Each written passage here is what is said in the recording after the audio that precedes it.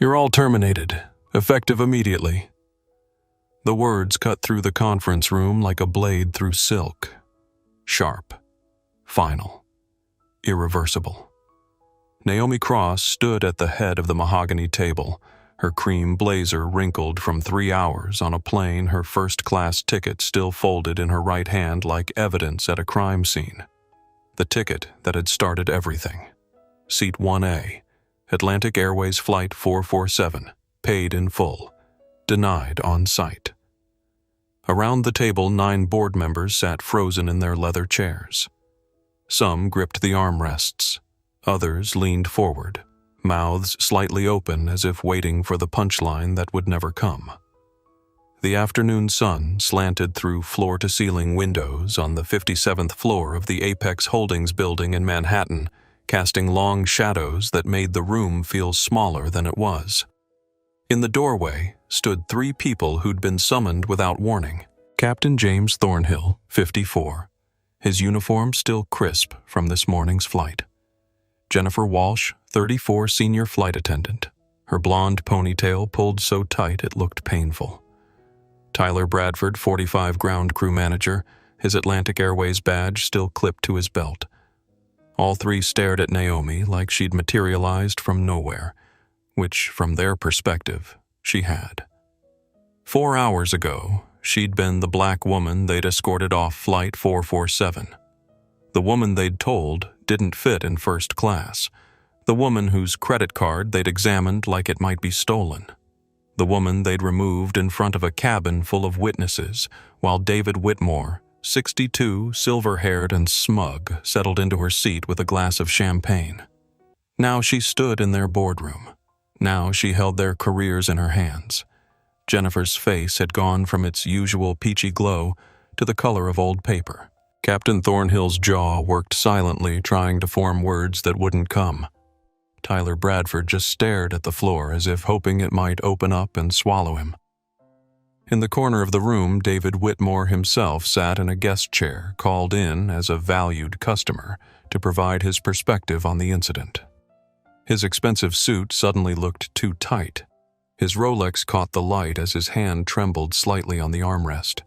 The realization was dawning on his face like a slow sunrise.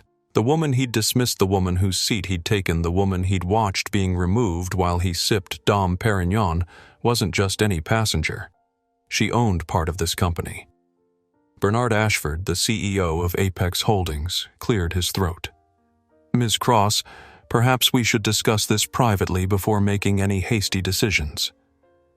Naomi's eyes shifted to him. She didn't raise her voice. She didn't need to.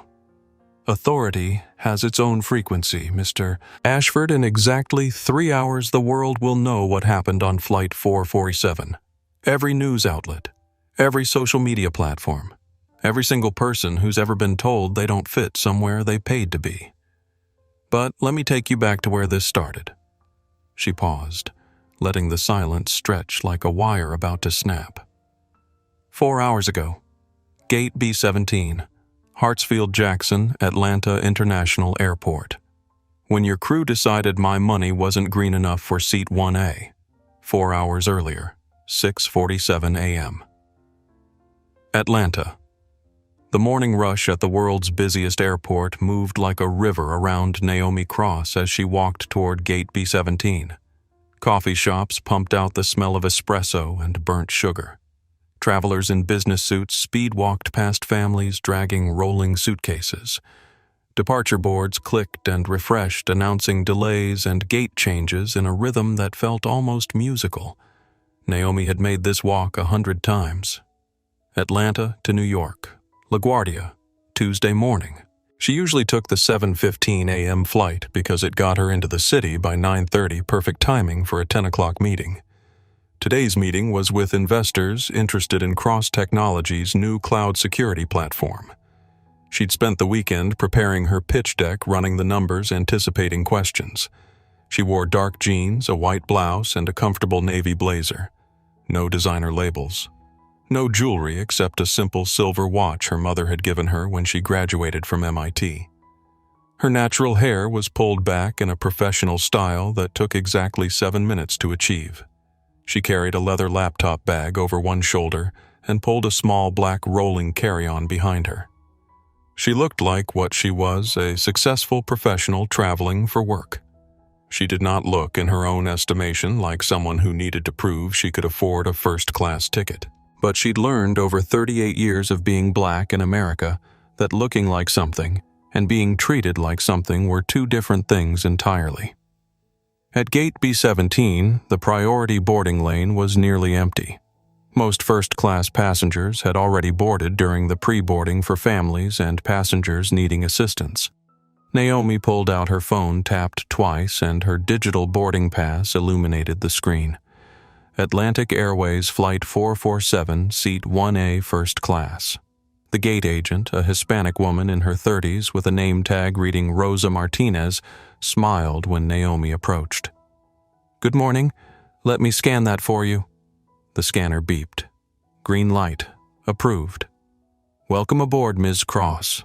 Enjoy your flight." "Thank you." Naomi returned the smile. Rosa's eyes were kind, professional. There was no hesitation, no surprise, no moment of doubt. Just standard service. Naomi would remember this interaction later. Would remember Rosa's face when everything that came after started to unfold. Rosa would remember it too. Would testify about it, in fact. Would say under oath that Naomi Cross had been polite, professional, properly dressed, and properly ticketed when she boarded Flight 447. But that was later. Now Naomi walked down the jetway, her carry-on wheels humming against the ribbed floor. The tunnel smell of jet fuel and recycled air. The slight upward incline.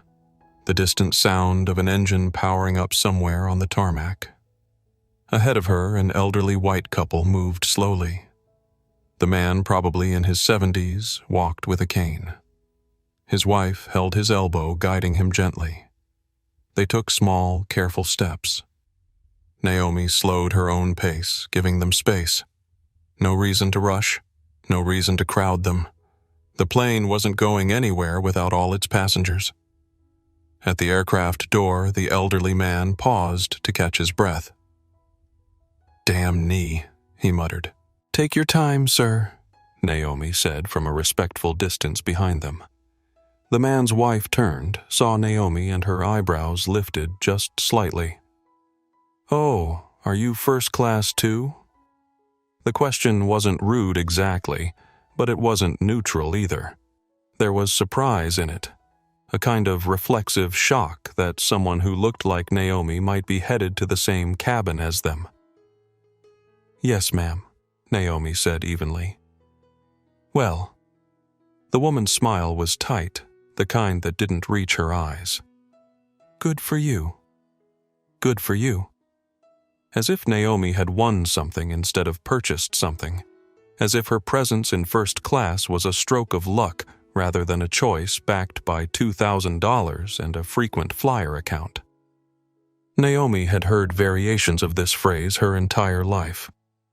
Good for you for getting into MIT. Good for you for starting your own company. Good for you for succeeding despite.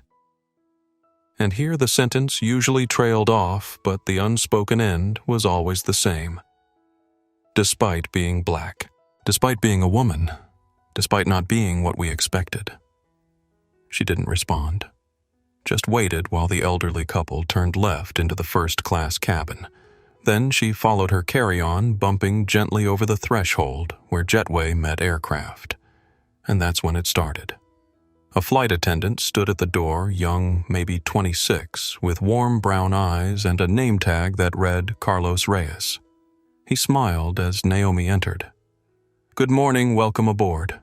His smile was genuine, not performative, not surprised, just welcoming.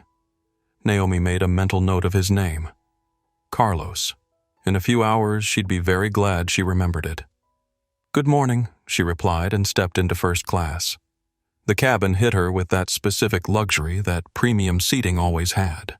Cream-colored leather seats arranged in a 2-2 configuration. Real wood paneling along the walls, not the plastic imitation you saw in economy. Ambient lighting that somehow made everyone look rested even at 6 in the morning. The air smelled like expensive cologne and fresh coffee and something floral, maybe lavender, from the hot towels they'd distribute before takeoff. 8 rows of first class, 16 seats total.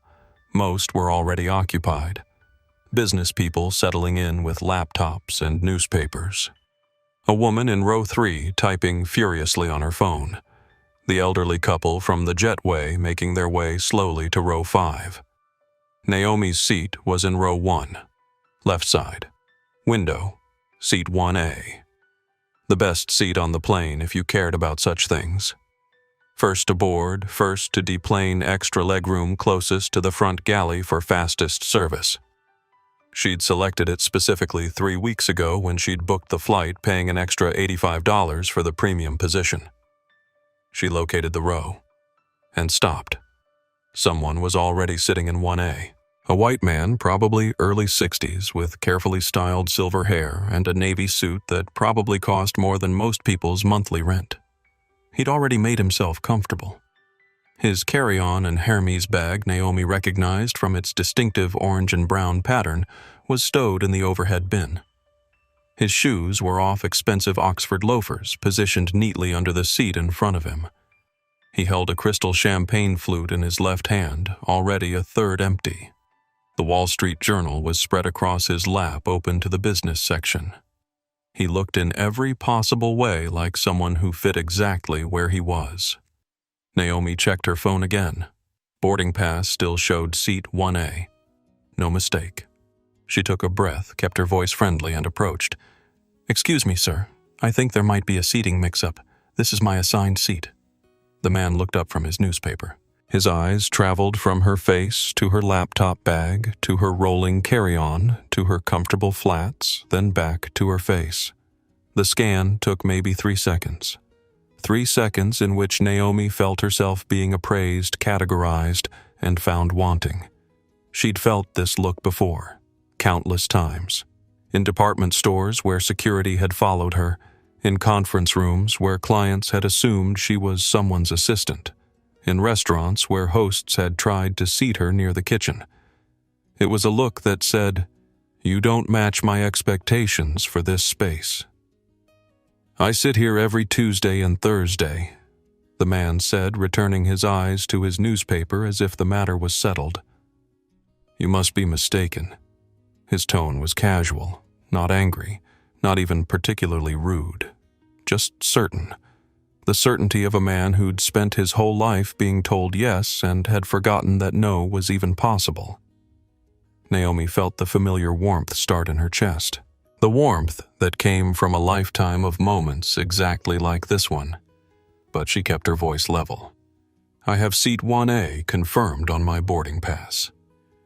Would you mind checking yours?" The man, still not looking up, took a slow sip of his champagne. Set the glass down with deliberate care in the holder beside his seat. Finally, with visible reluctance, he lifted his eyes to meet hers. "Young lady," he said.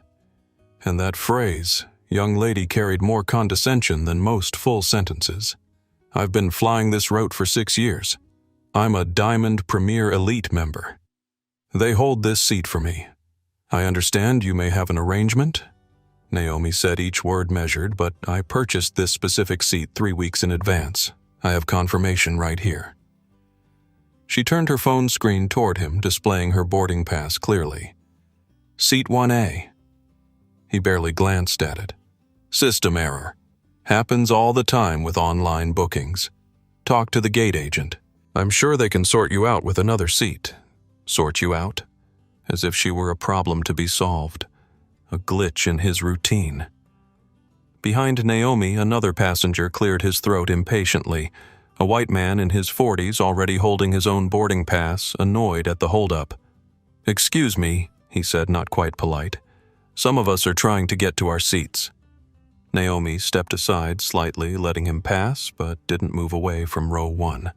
She looked back at the silver-haired man who had returned his attention to the Wall Street Journal as if she'd already left.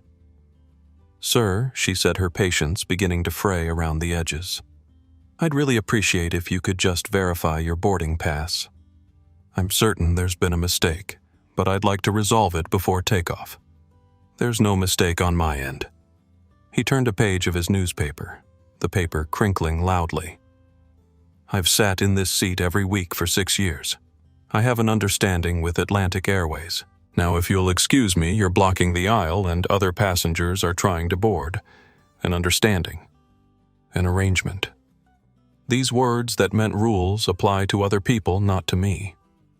Naomi was about to respond when she heard footsteps approaching from behind, heard a voice that carried just enough authority to make people turn. Is there a problem here?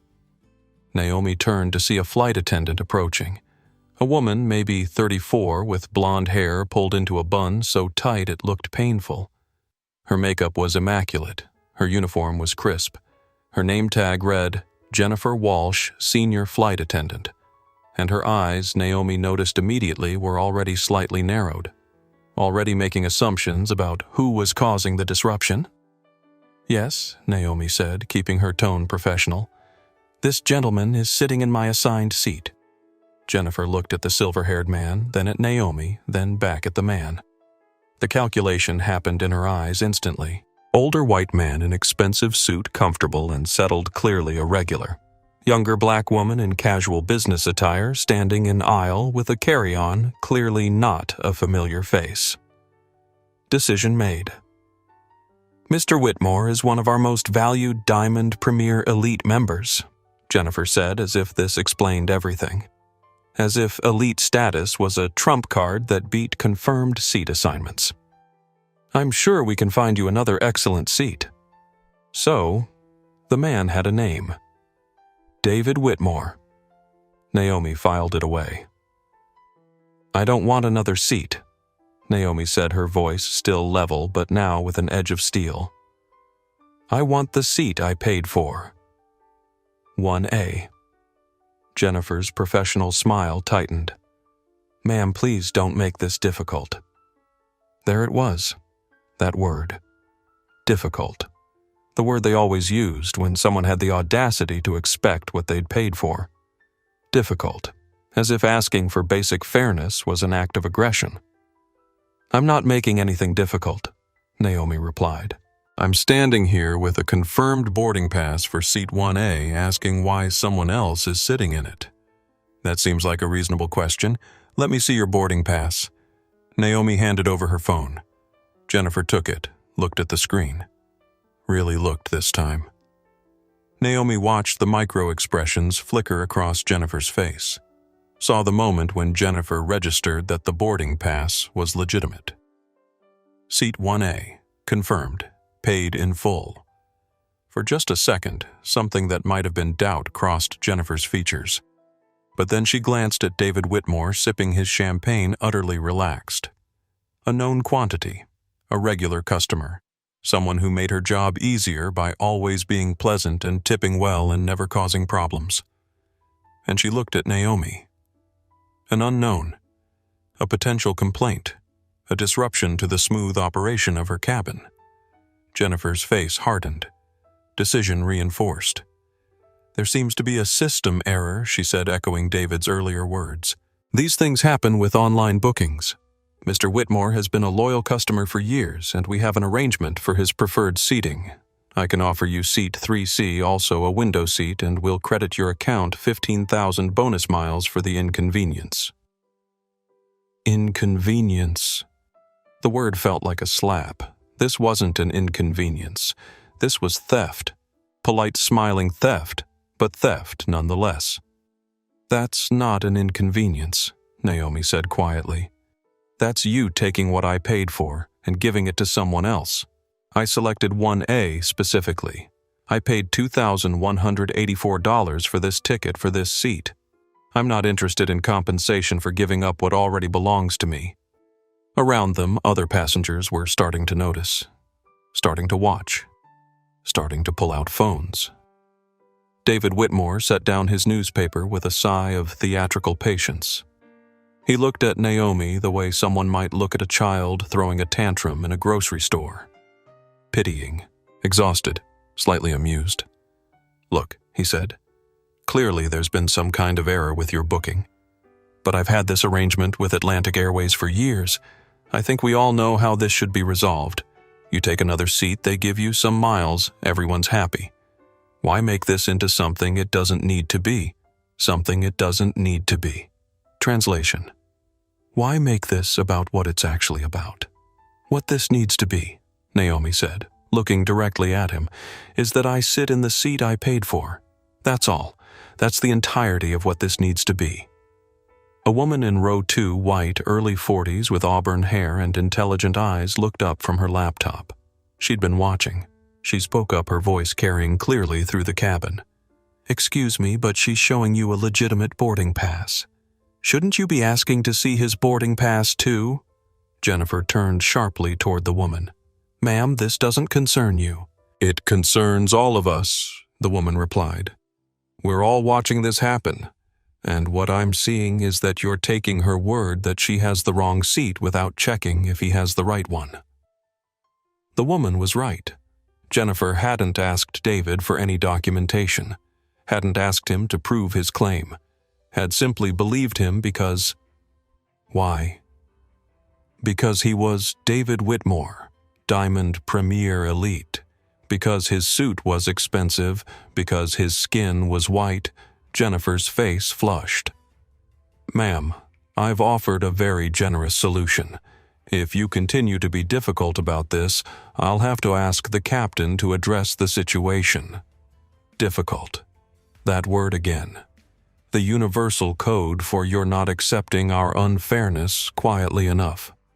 I would appreciate speaking with the captain, Naomi said, because I'd like someone to explain to me clearly why Mr. Whitmore's claim to this seat is being taken at face value, while mine, despite documentation, is being dismissed. David stood up abruptly, all pretense of patience evaporating.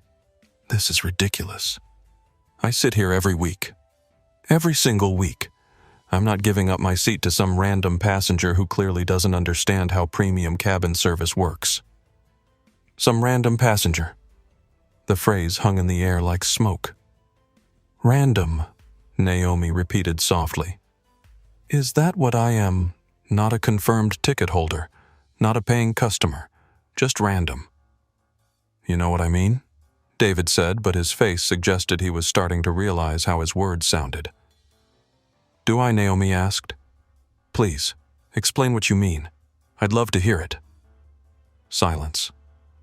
David's mouth opened, closed. Whatever word had been on his tongue, he'd swallowed it. But everyone in the cabin knew what that word might have been. What category he'd almost named out loud. Jennifer stepped between them, physically inserting herself into the space. Both of you, please. Let's all take a breath. Ma'am, she looked at Naomi. I'm asking you one final time. Will you accept alternative seating? No. Then I'll need to call the captain. Please do. Jennifer pulled out her phone, spoke into what looked like a communication app. Her voice was low, but Naomi caught the words. Captain Thornhill, we have a situation in first class. Passenger refusing to comply with crew instructions. Passenger refusing to comply. That's what Naomi had become in Jennifer's narrative. Not a passenger with a legitimate complaint. Not a customer being treated unfairly. A problem. A refusal. A disruption. More passengers were boarding now, squeezing past the confrontation in the aisle. Some looked annoyed at the delay. Some looked uncomfortable, like they sensed something wrong but didn't want to get involved. Some, Naomi noticed, had their phones out. Recording. A young couple, white, probably in their late 20s, wedding rings still shiny and new. The husband had his phone angled toward the scene. The wife whispered something to him. He nodded and tapped his screen. The little red light in the corner indicated he'd started recording video. An older black man in row 4, maybe 65, lowered the magazine he'd been reading. His eyes found Naomi's. Something passed between them. Recognition. Understanding. He knew exactly what was happening here, had probably seen it happen in one form or another countless times before. Carlos, the young flight attendant who'd greeted Naomi at the door, appeared from the front galley. He'd been listening, watching. His face showed distress, like he wanted to say something but didn't have the authority or the courage to contradict his senior colleague. Jennifer noticed him. "Carlos, I've got this. Go check that the rear cabin is boarding properly." Carlos hesitated. His eyes met Naomi's for just a second. She saw the apology there, the recognition that this was wrong. But he was junior, new, probably still in his probationary period. Speaking up could cost him his job. He left. Jennifer turned back to Naomi, her expression now fully hardened into bureaucratic authority. "Ma'am, the captain is on his way. I'm giving you a final opportunity to make this easy. Accept seat 3C or face the possibility of being removed from the flight entirely." There it was. The threat that had been hovering under everything since this started. Comply or be removed. Give up what's yours or lose everything. Naomi looked at Jennifer. At David Whitmore still standing, still holding his champagne glass, still utterly confident he would win this. At the other passengers watching. At the phones recording. She thought about her mother Diana, who'd worked 3 jobs and still found time to teach Naomi that respect wasn't negotiable. Who'd told her over and over, don't let them make you small. Don't let them convince you that your worth is up for debate. She thought about every black girl who'd be on a plane someday, who'd pay for a seat and wonder if she'd have to fight for it. She thought about the fact that it was November 17th, 2025, and apparently some battles from 1955 still needed fighting. "I'll wait for the captain," Naomi said.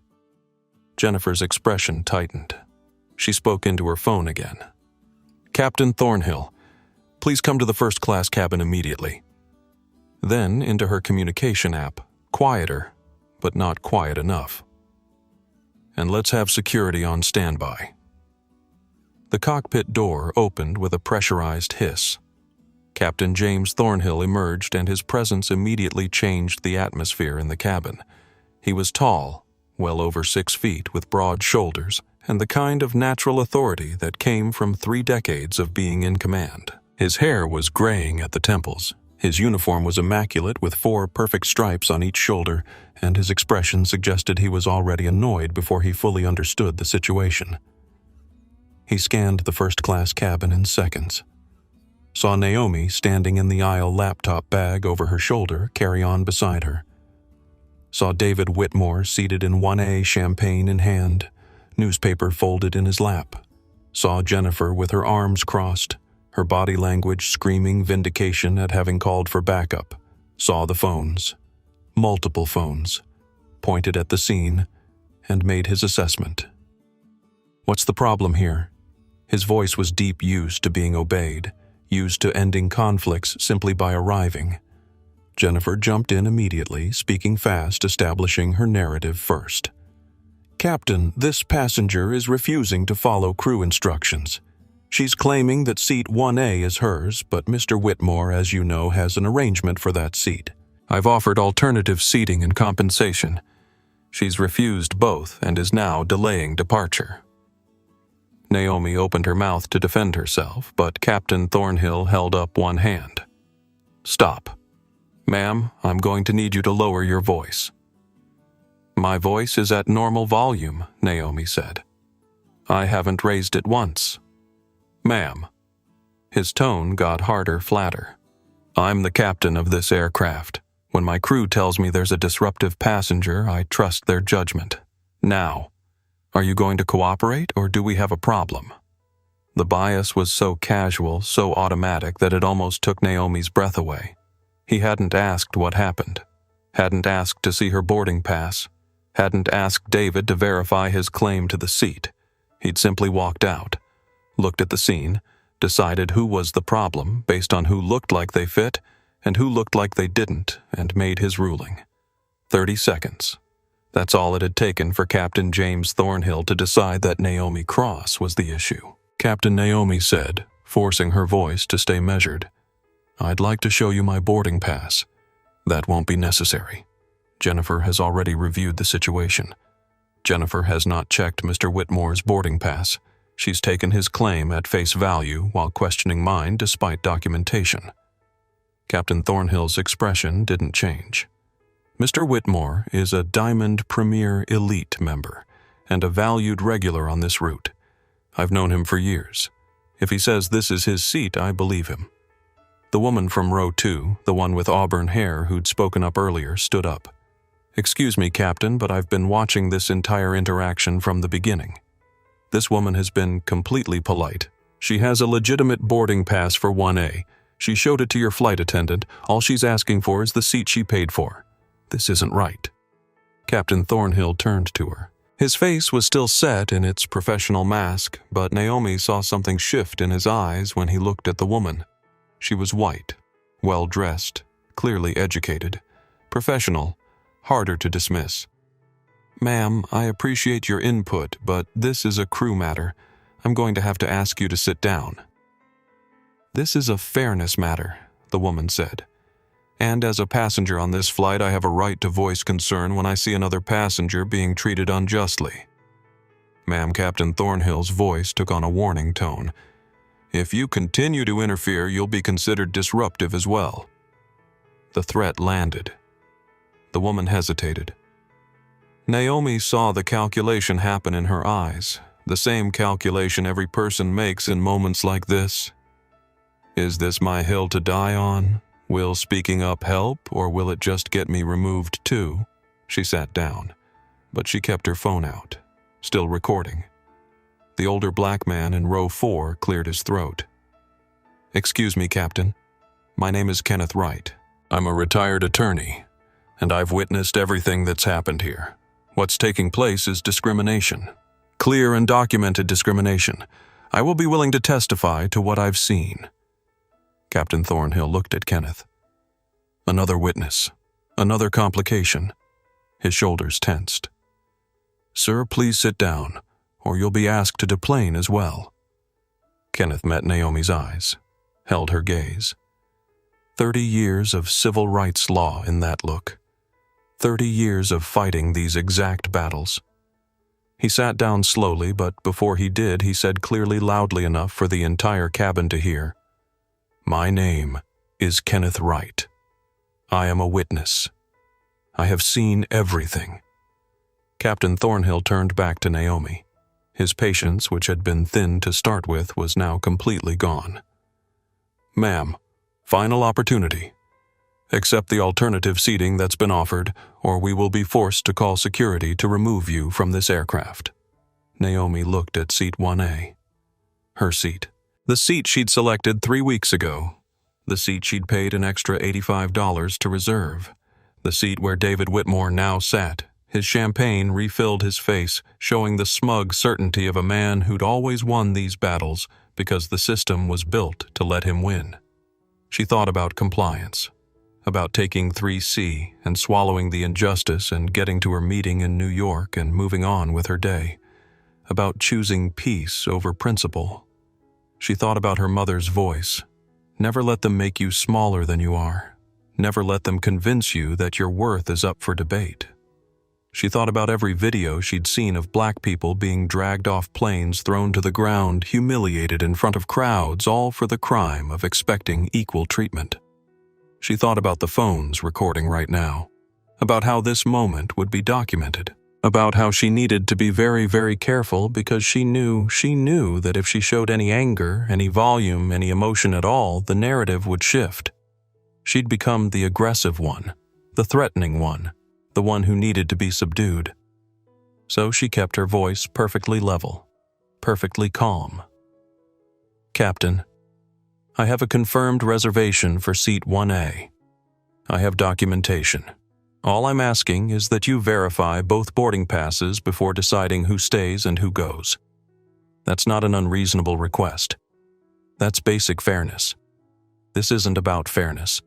This is about flight operations and following crew instructions.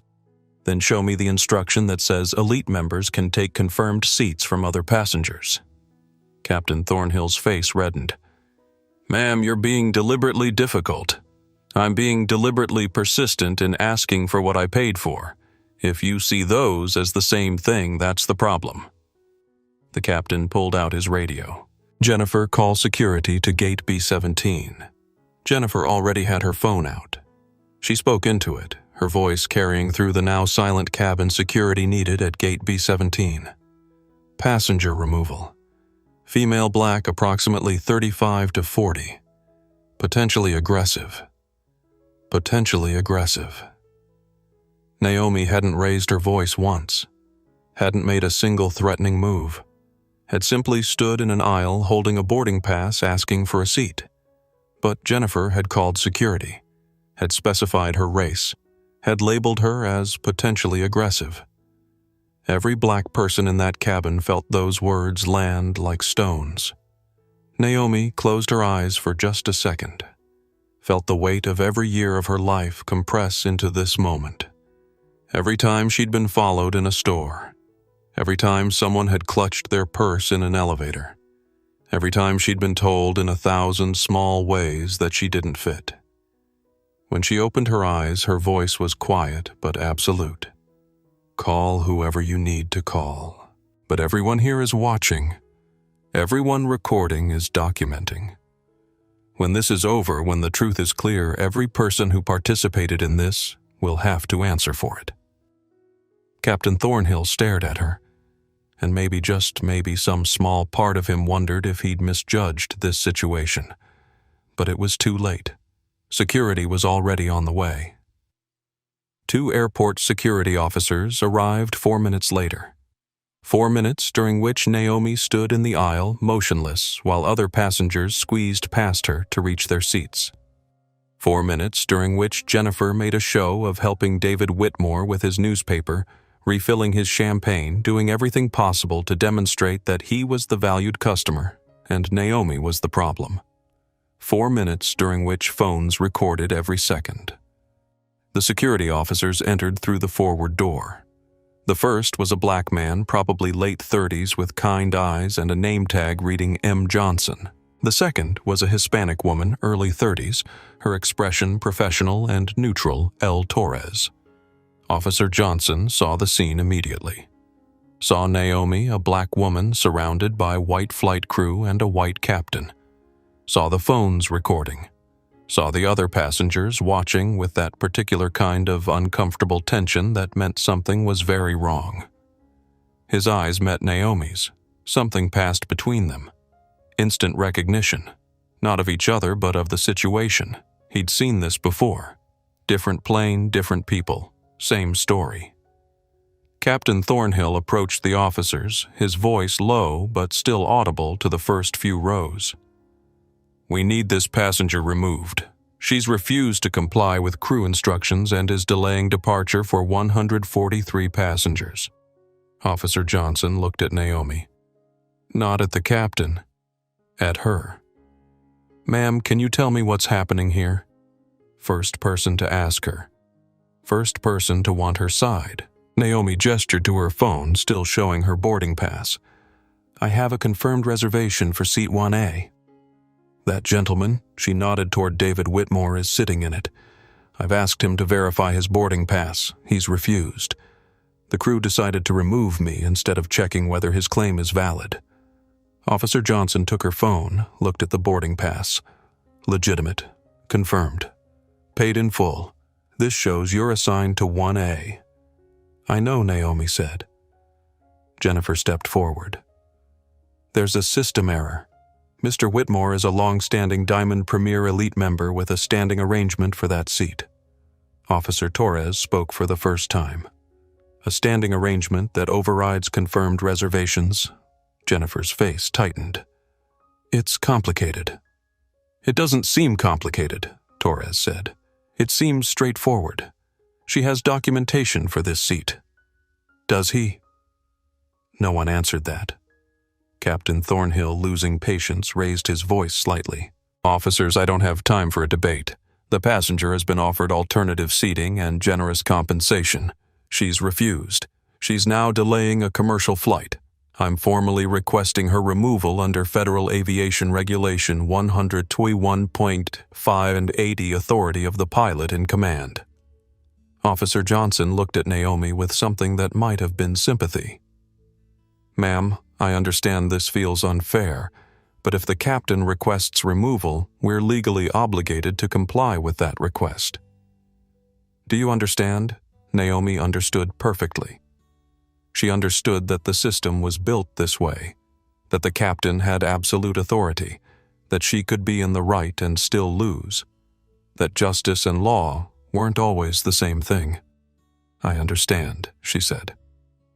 But I need everyone here to understand what's actually happening. I'm being removed from a seat I paid for. No one has checked his boarding pass. No one has asked him to prove his arrangement. The only person being asked to prove they fit here is me. And you? She looked at Officer Johnson directly. You know why. Officer Johnson's expression tightened. He did know why. He was a black man in uniform. He'd lived it too, but he had a job to do. Kenneth Wright, the retired attorney in row 4, stood up again. His voice was firm, authoritative, the voice of someone who'd argued in front of judges. Officers, this is discrimination. I'm a witness. I've seen everything. This woman has been polite, has provided documentation, and is being removed for no reason other than the color of her skin. I will testify to that under oath. Captain Thornhill whirled on him. Sir, sit down now, or you will be removed as well. Kenneth looked at Naomi, made a calculation, sat down slowly, but not before saying loud and clear, My name is Kenneth Wright. I'm retired but still a licensed attorney in Georgia. I'm a witness. Everyone should note that. The woman from row 2, the one with auburn hair, spoke up. I'm Sandra Price. I'm recording everything on my phone. I'm also a witness. The young couple from row 3, the ones live streaming, spoke almost in unison. We're streaming this live. 8,400 people are watching right now. The atmosphere in the cabin shifted. This wasn't just an airline removing a passenger anymore. This was documented. This was witnessed. This was becoming something larger. Officer Torres spoke quietly to Officer Johnson. Marcus, this feels wrong. Officer Johnson. Marcus nodded slightly, but he said to Naomi, Ma'am, if you refuse to leave voluntarily, we'll have to escort you. That could result in charges, interfering with a flight crew. I'm trying to help you avoid that. He was being kind, genuinely trying to give her an out, but the out meant giving up, meant accepting the injustice, meant proving to every young black woman watching that sometimes you just have to take what they give you and be grateful it wasn't worse. Naomi felt the trap close around her. Resist physically, get arrested. Get arrested. Get charged. Get charged. Become the story instead of the injustice being the story. She thought about the footage, about how it would look, about how she needed this to be absolutely unquestionably clear that she was the victim here, not the aggressor. Under protest, she said clearly, loudly enough for every phone to catch it, I will leave this aircraft, but I need everyone to note I am complying to avoid escalation, not because this is right. I have not been disruptive. I have not been threatening. I have not raised my voice. I am being removed for being black in first class. The words hung in the air like an accusation and a prophecy. Captain Thornhill's face went red. That is completely inappropriate and defamatory. Naomi cut him off, her voice still calm, still controlled. Then prove me wrong. Show me Mr. Whitmore's boarding pass. Show me the policy that says elite status overrides confirmed seating. Show me documentation of this arrangement you keep mentioning. Can you do that, Silence? No, Naomi picked up her carry-on handle. That's what I thought. She looked at David Whitmore one last time. He'd gone very still in seat 1A, his champagne forgotten in his hand. The smugness had drained from his face, replaced by something that might have been the beginning of unease. He was looking at all the cameras, starting to realize his face was in all these videos. Enjoy your flight, Mr. Whitmore, Naomi said. I hope that seat was worth it. She walked toward the exit spine, straight chin level. Officer Torres walked beside her, not touching her, giving her respect. Officer Johnson followed behind. As Naomi passed Carlos, the young flight attendant from the door, he whispered, "I'm so sorry. This is wrong." Naomi stopped for just a second. "What's your name, Carlos?" "Carlos Reyes. Remember this moment, Carlos.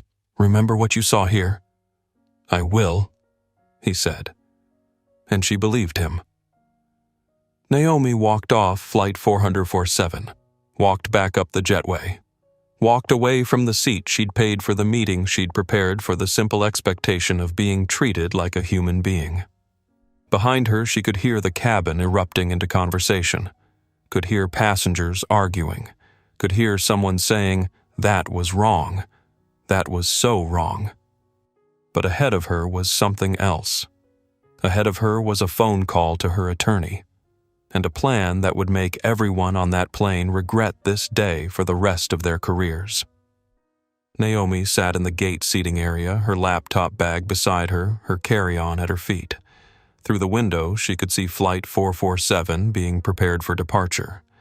Ground crew loading baggage, fuel truck pulling away, jetway about to detach. It was 7:54 a.m. She'd been removed from the plane at 7:47, 7 minutes. That's how long it had taken for her Tuesday morning to derail completely. She pulled out her phone. Notifications were already flooding in. The live stream from row 3 had gained viewers, 47,000 and climbing. The TikTok video from Sandra in row 2 was already over 80,000 views in less than 10 minutes. Twitter was starting to buzz with a hashtag someone had created, hashtag Flight 447. But Naomi wasn't looking at social media yet. She was opening her contacts, finding Hannah Frost, her general counsel at Cross Technologies. The call connected on the second ring. Naomi Hannah's voice was alert despite the early hour. "I thought you were on a plane." "I was." "They removed me." Silence on the other end. Then carefully. "Why?" "Because a white passenger wanted my seat and they decided he deserved it more." "Please tell me you're joking." "I'm not." "And Hannah, it's all on video, multiple angles. It's already going viral."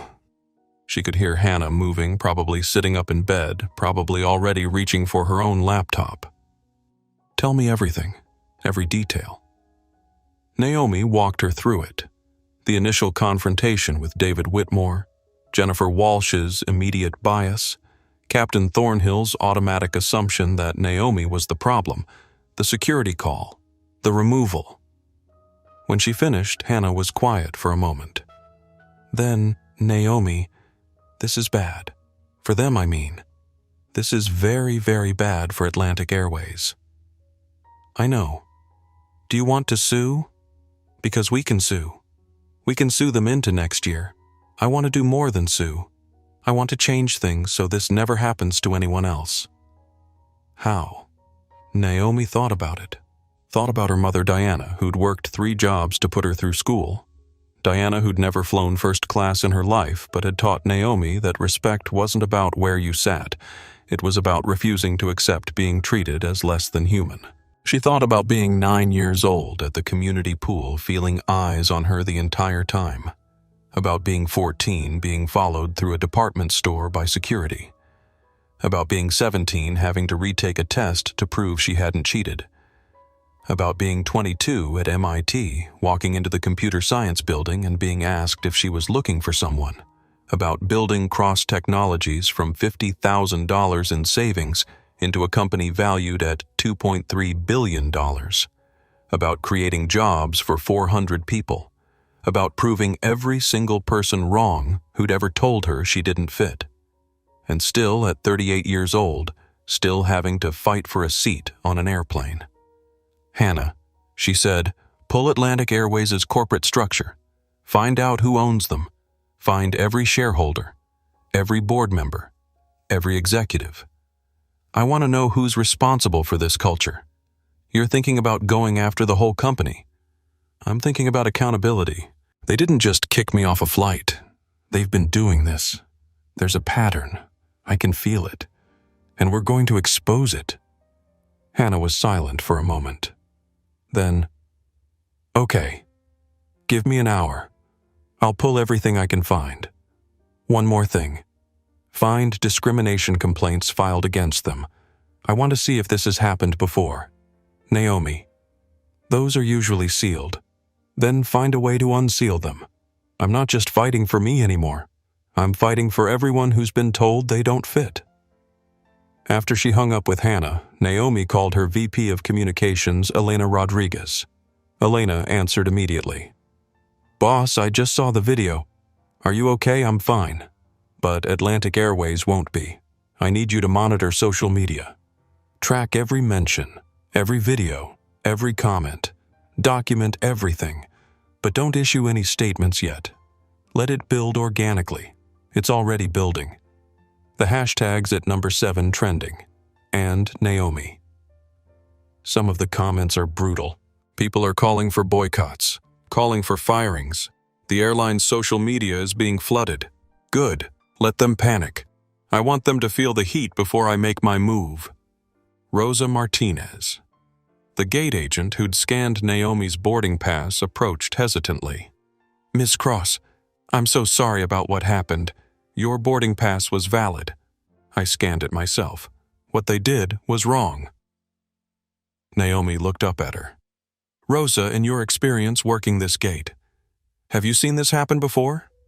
Rosa hesitated, looked around, lowered her voice. Yes. Not often, but yes. Usually it's elite members claiming seats that aren't theirs. Crew usually sides with the elite passenger. I've seen it happen more to passengers who aren't white. Would you be willing to document that officially? Rosa's eyes widened. I could lose my job, or you could help fix a broken system. Your choice. But I promise you if you help me, I'll protect you. Rosa thought about it. Let me think about it. But Ms. Cross, I hope you sue them. I hope you win. Kenneth Wright, the retired attorney from row 4, found Naomi 10 minutes later. He'd gotten off the plane, deliberately missed his flight.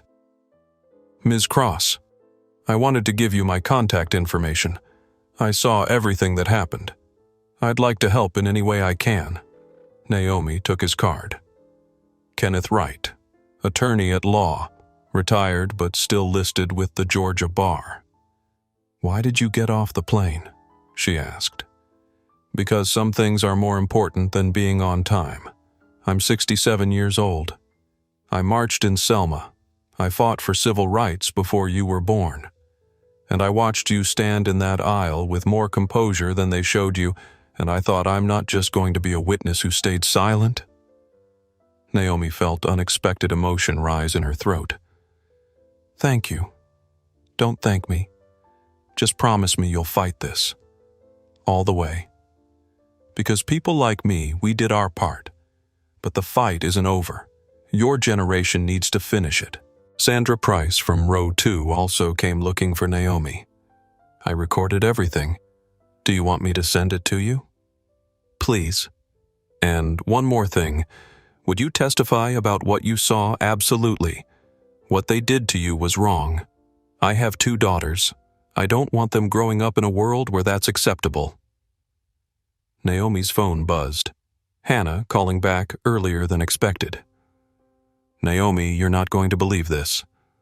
Atlantic Airways is a subsidiary of Apex Travel Holdings, publicly traded. And guess who owns 4.7% of Apex through the Cross Technologies Venture Fund? Naomi's breath caught. We do. You do. From that 2019 investment in the travel tech sector. You probably forgot about it because it was part of a diversified portfolio, but it's there. Which means you have shareholder rights. Naomi's mind began racing. Shareholder rights. That meant access to internal documents. That meant ability to call for investigations. That meant leverage. Hannah, what are my options?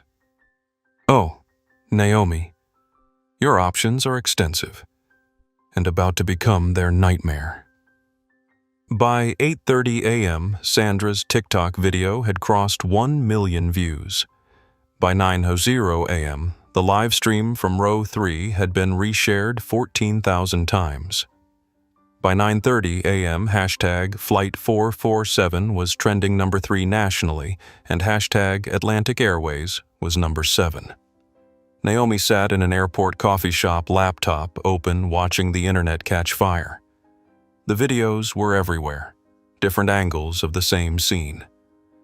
Naomi standing calmly in the aisle. Jennifer Walsh calling security and specifying black female potentially aggressive. Captain Thornhill never asking to see David Whitmore's boarding pass. The moment Kenneth Wright stood up to declare himself a witness. Sandra filming openly, the young couple live streaming to thousands. The comments were brutal. This is 2025 and we're still seeing this. That captain needs to be fired immediately. Everyone defending the airline, would you give up your seat? The way she kept her composure while they humiliated her. That's strength. Why didn't she just take another seat? This comment was downvoted into oblivion. They kicked her off her seat. The injustice is insane. News outlets were picking it up. CNN had pushed a notification Black Tech CEO removed from first-class flight. Video goes viral. The Root had posted a thread, they kicked her off her own seat. Then found out who she was. Forbes was already running the angle. Naomi Cross, CEO of $2.3 billion Cross Technologies, forcibly removed from Atlantic Airways flight.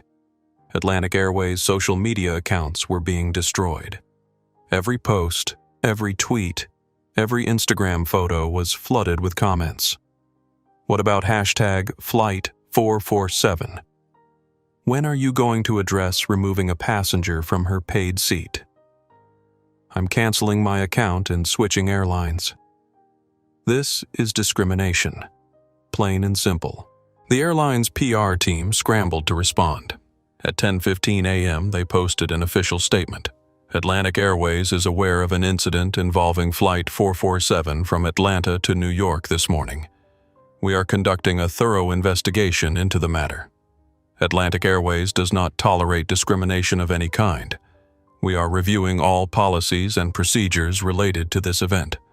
We will provide updates as our investigation progresses. The statement was immediately ratioed. The top reply with 48,000 likes. Conducting an investigation. We can all watch the video. We saw what happened. This isn't complicated.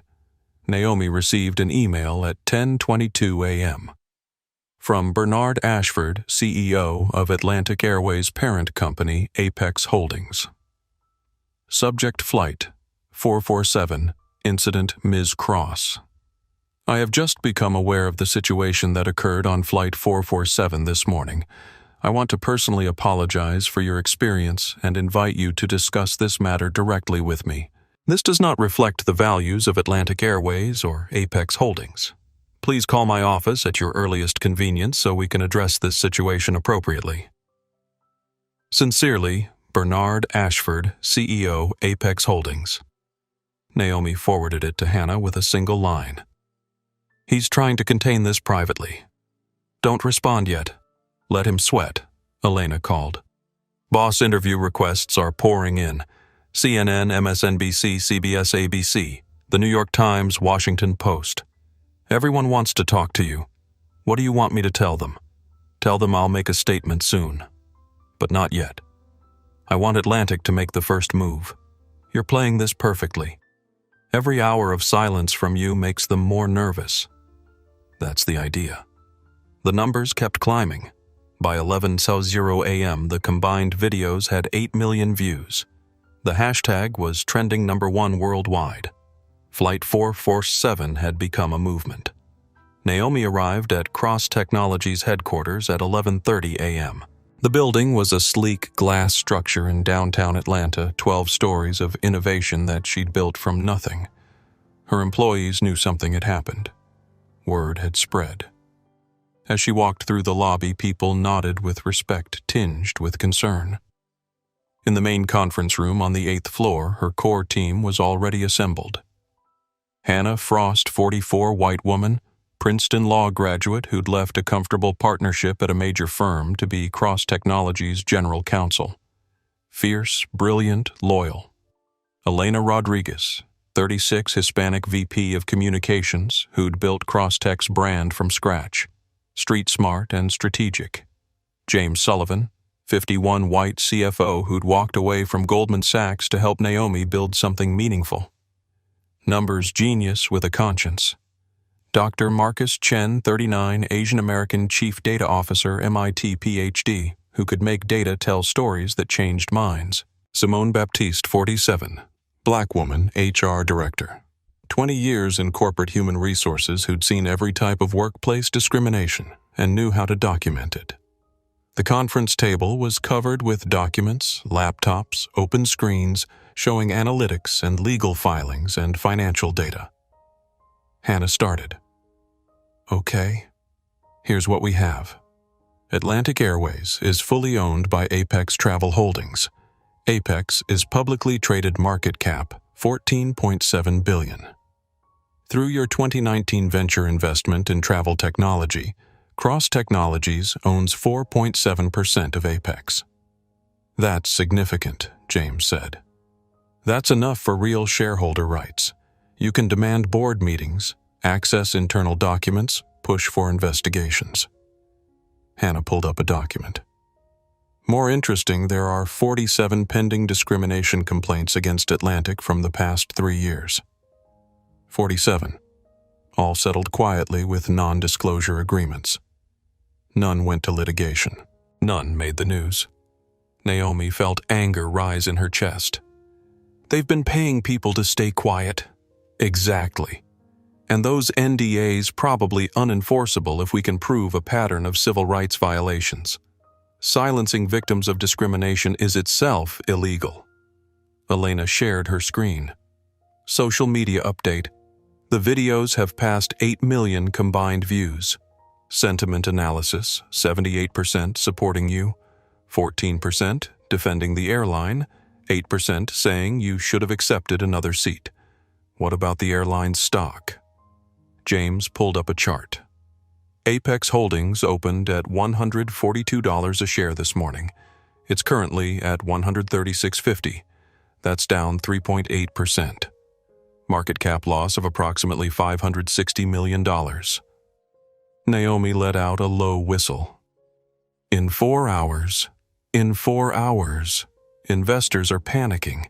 If this continues, shareholders will demand heads roll. Dr. Chen had been working quietly on his laptop. He looked up. I've been running an analysis. I scraped social media mentions of Atlantic Airways discrimination complaints over the past 5 years. Found 147 public complaints with similar patterns to what happened to you. 89 involved passengers of color being reseated or removed. 23 specifically mentioned first-class disputes with elite members taking assigned seats. He pulled up another screen. And I cross-referenced the elite passengers named in complaints. 12 names appear multiple times. David Whitmore. He's been named in 9 previous incidents. The room went quiet. 9, Naomi said. David Whitmore has done this 9 times. 9 times that people complained publicly about. Probably more that went unreported. And Atlantic Airways knows. They've compensated passengers.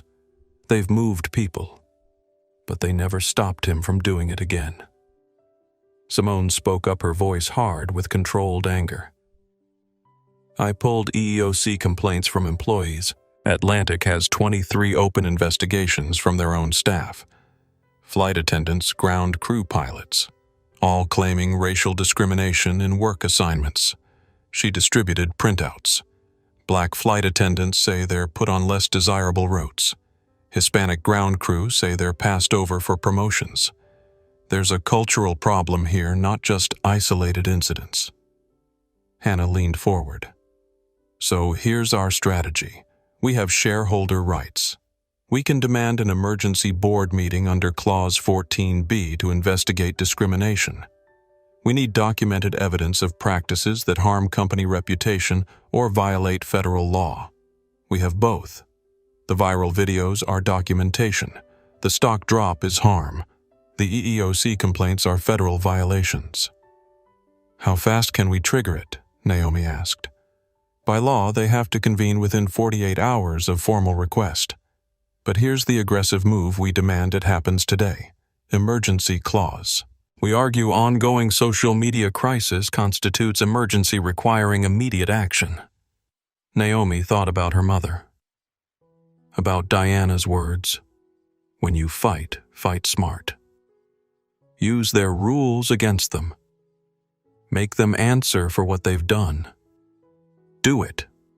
I want that board meeting within 6 hours. They'll fight it. Let them. Every hour they delay is another hour of Flight 447 trending. Their stock will keep dropping. They'll fold. James nodded. I've been watching unusual trading. Someone's buying Apex stock on the dip. Big positions. Someone thinks this blows over. Naomi smiled. It wasn't a pleasant smile. They're wrong. Elena interrupted. One more thing. Sean King wants to talk to you. Ben Crump's office called. NAACP wants a statement. Schedule them for after the board meeting. I want resolution before I speak publicly. The team spent the next 2 hours building the case. Hannah drafted the emergency shareholder meeting request, citing specific clauses and attaching documentation. Elena prepared communications strategy. James ran financial projections showing how much more damage the stock could sustain. Dr. Chen compiled his data analysis into a presentation showing clear patterns of discrimination. Simone documented the EEOC complaints with careful legal precision. At 1:37 p.m., Hannah sent the formal request to Apex Holdings Board of Directors. Subject line Emergency Shareholder Meeting Request under Clause 14B. The response came faster than expected. At 2:14 p.m., Hannah's phone rang. She put it on speaker. Ms. Frost, this is Gerald Matthews, General Counsel for Apex Holdings. We've received your emergency meeting request. This is highly irregular. It's also completely legal under your corporate bylaws, Hannah said. 4.7% ownership gives my client the right to call for emergency investigation into practices harming company reputation. Have you seen your stock price in the last hour? Silence on the other end, Mr. Matthews. You can agree to the meeting, or we can file this formally with the SEC and watch your stock drop another 5% while you argue procedure. Your choice. More silence. Then, what time? 4 p.m. Your headquarters, conference room, board attendance mandatory. That's less than 2 hours. Then I suggest you start making calls. We'll be there. Hannah hung up, looked at Naomi. You sure you want to do this in person? We could do it virtually. Naomi stood up. No, I'm going there. I'm sitting in that room. I'm looking them in the eye. If they want to tell me I don't fit somewhere, they can do it to my face. What airline? Elena asked with a slight smile. Naomi returned it. Not Atlantic. While the team prepared for New York, Naomi sat alone in her office. 38th floor corner office, floor-to-ceiling windows overlooking Atlanta's skyline. On her credenza sat photos her mother Diana at Naomi's MIT graduation, her team at the Cross Technologies ribbon-cutting ceremony, her company's logo, the one she'd designed herself, representing the intersection of innovation and accessibility. She held the boarding pass from Flight 447 in her hands, still folded, still crisp. Physical proof of what had happened. And she thought about how she'd gotten here. Age 9. Charlotte, North Carolina, 1996. Summer. Her mother had taken her to the community pool, public pool open to all residents. The white woman at the entrance had looked at them. This pool is for residents only. Diana had shown their resident card. We live at 340 Brookshire. The woman's face had changed. Oh, I didn't realize any residents lived there. Any residents. Meaning black families. They'd swum that day. But Naomi had felt eyes on her the entire time. Her mother's posture had stayed straight the whole time. Hadn't let the stares touch her composure. That night, Diana had sat 9-year-old Naomi down. Baby people are going to question whether you fit in places. Their doubt says nothing about you. It says everything about them.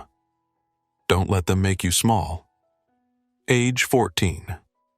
Different memory, same lesson. Shopping for a homecoming dress. Department store in Charlotte. Security guard following them through the racks. Her mother had noticed, had stopped, had turned to face him. Is there something you need? Just doing my job, ma'am. Your job is to follow paying customers, or just black ones. The manager had come over, had apologized, but the damage was done. The assumption had been made. Age 17. Advanced Placement Computer Science class. Only black student. Only female student. Teacher Mr. Donovan handing back tests. Naomi had scored 98%. Naomi, did you have help with this test? Help, meaning did you cheat? She had to retake the test. Supervised. Watched. Monitored like a criminal. She'd scored 99% the second time. Mr. Donovan had said nothing. No apology, no acknowledgement, but Naomi had learned excellence doesn't protect you. Sometimes it makes the suspicion worse. Age 22. MIT undergraduate. Walking into introductory computer science lecture. 300 students. Professor doing roll call. Got to her name, Naomi Cross. She'd raised her hand. Here. Oh. The professor's face had shown surprise. I had you marked as Charles Cross in my roster. Computer error. But his face told the truth. He'd assumed Charles was a man's name. Had assumed someone white would answer. Age 28. The breaking point.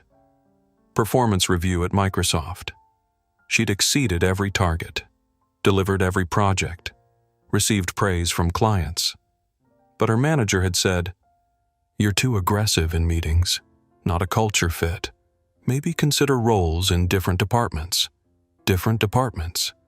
Meaning departments with more black employees. Meaning we don't want you here. That night, Naomi had sat in her apartment and cried. First time she'd cried about work in years. Then she'd stopped crying. Had opened her laptop. Had started writing a business plan for her own company. If they wouldn't make room at their table, she'd build her own table. Age 29. Founding Cross Technologies. $50,000 in savings. Every penny she had. Tiny office in Atlanta. Couldn't afford Silicon Valley rent.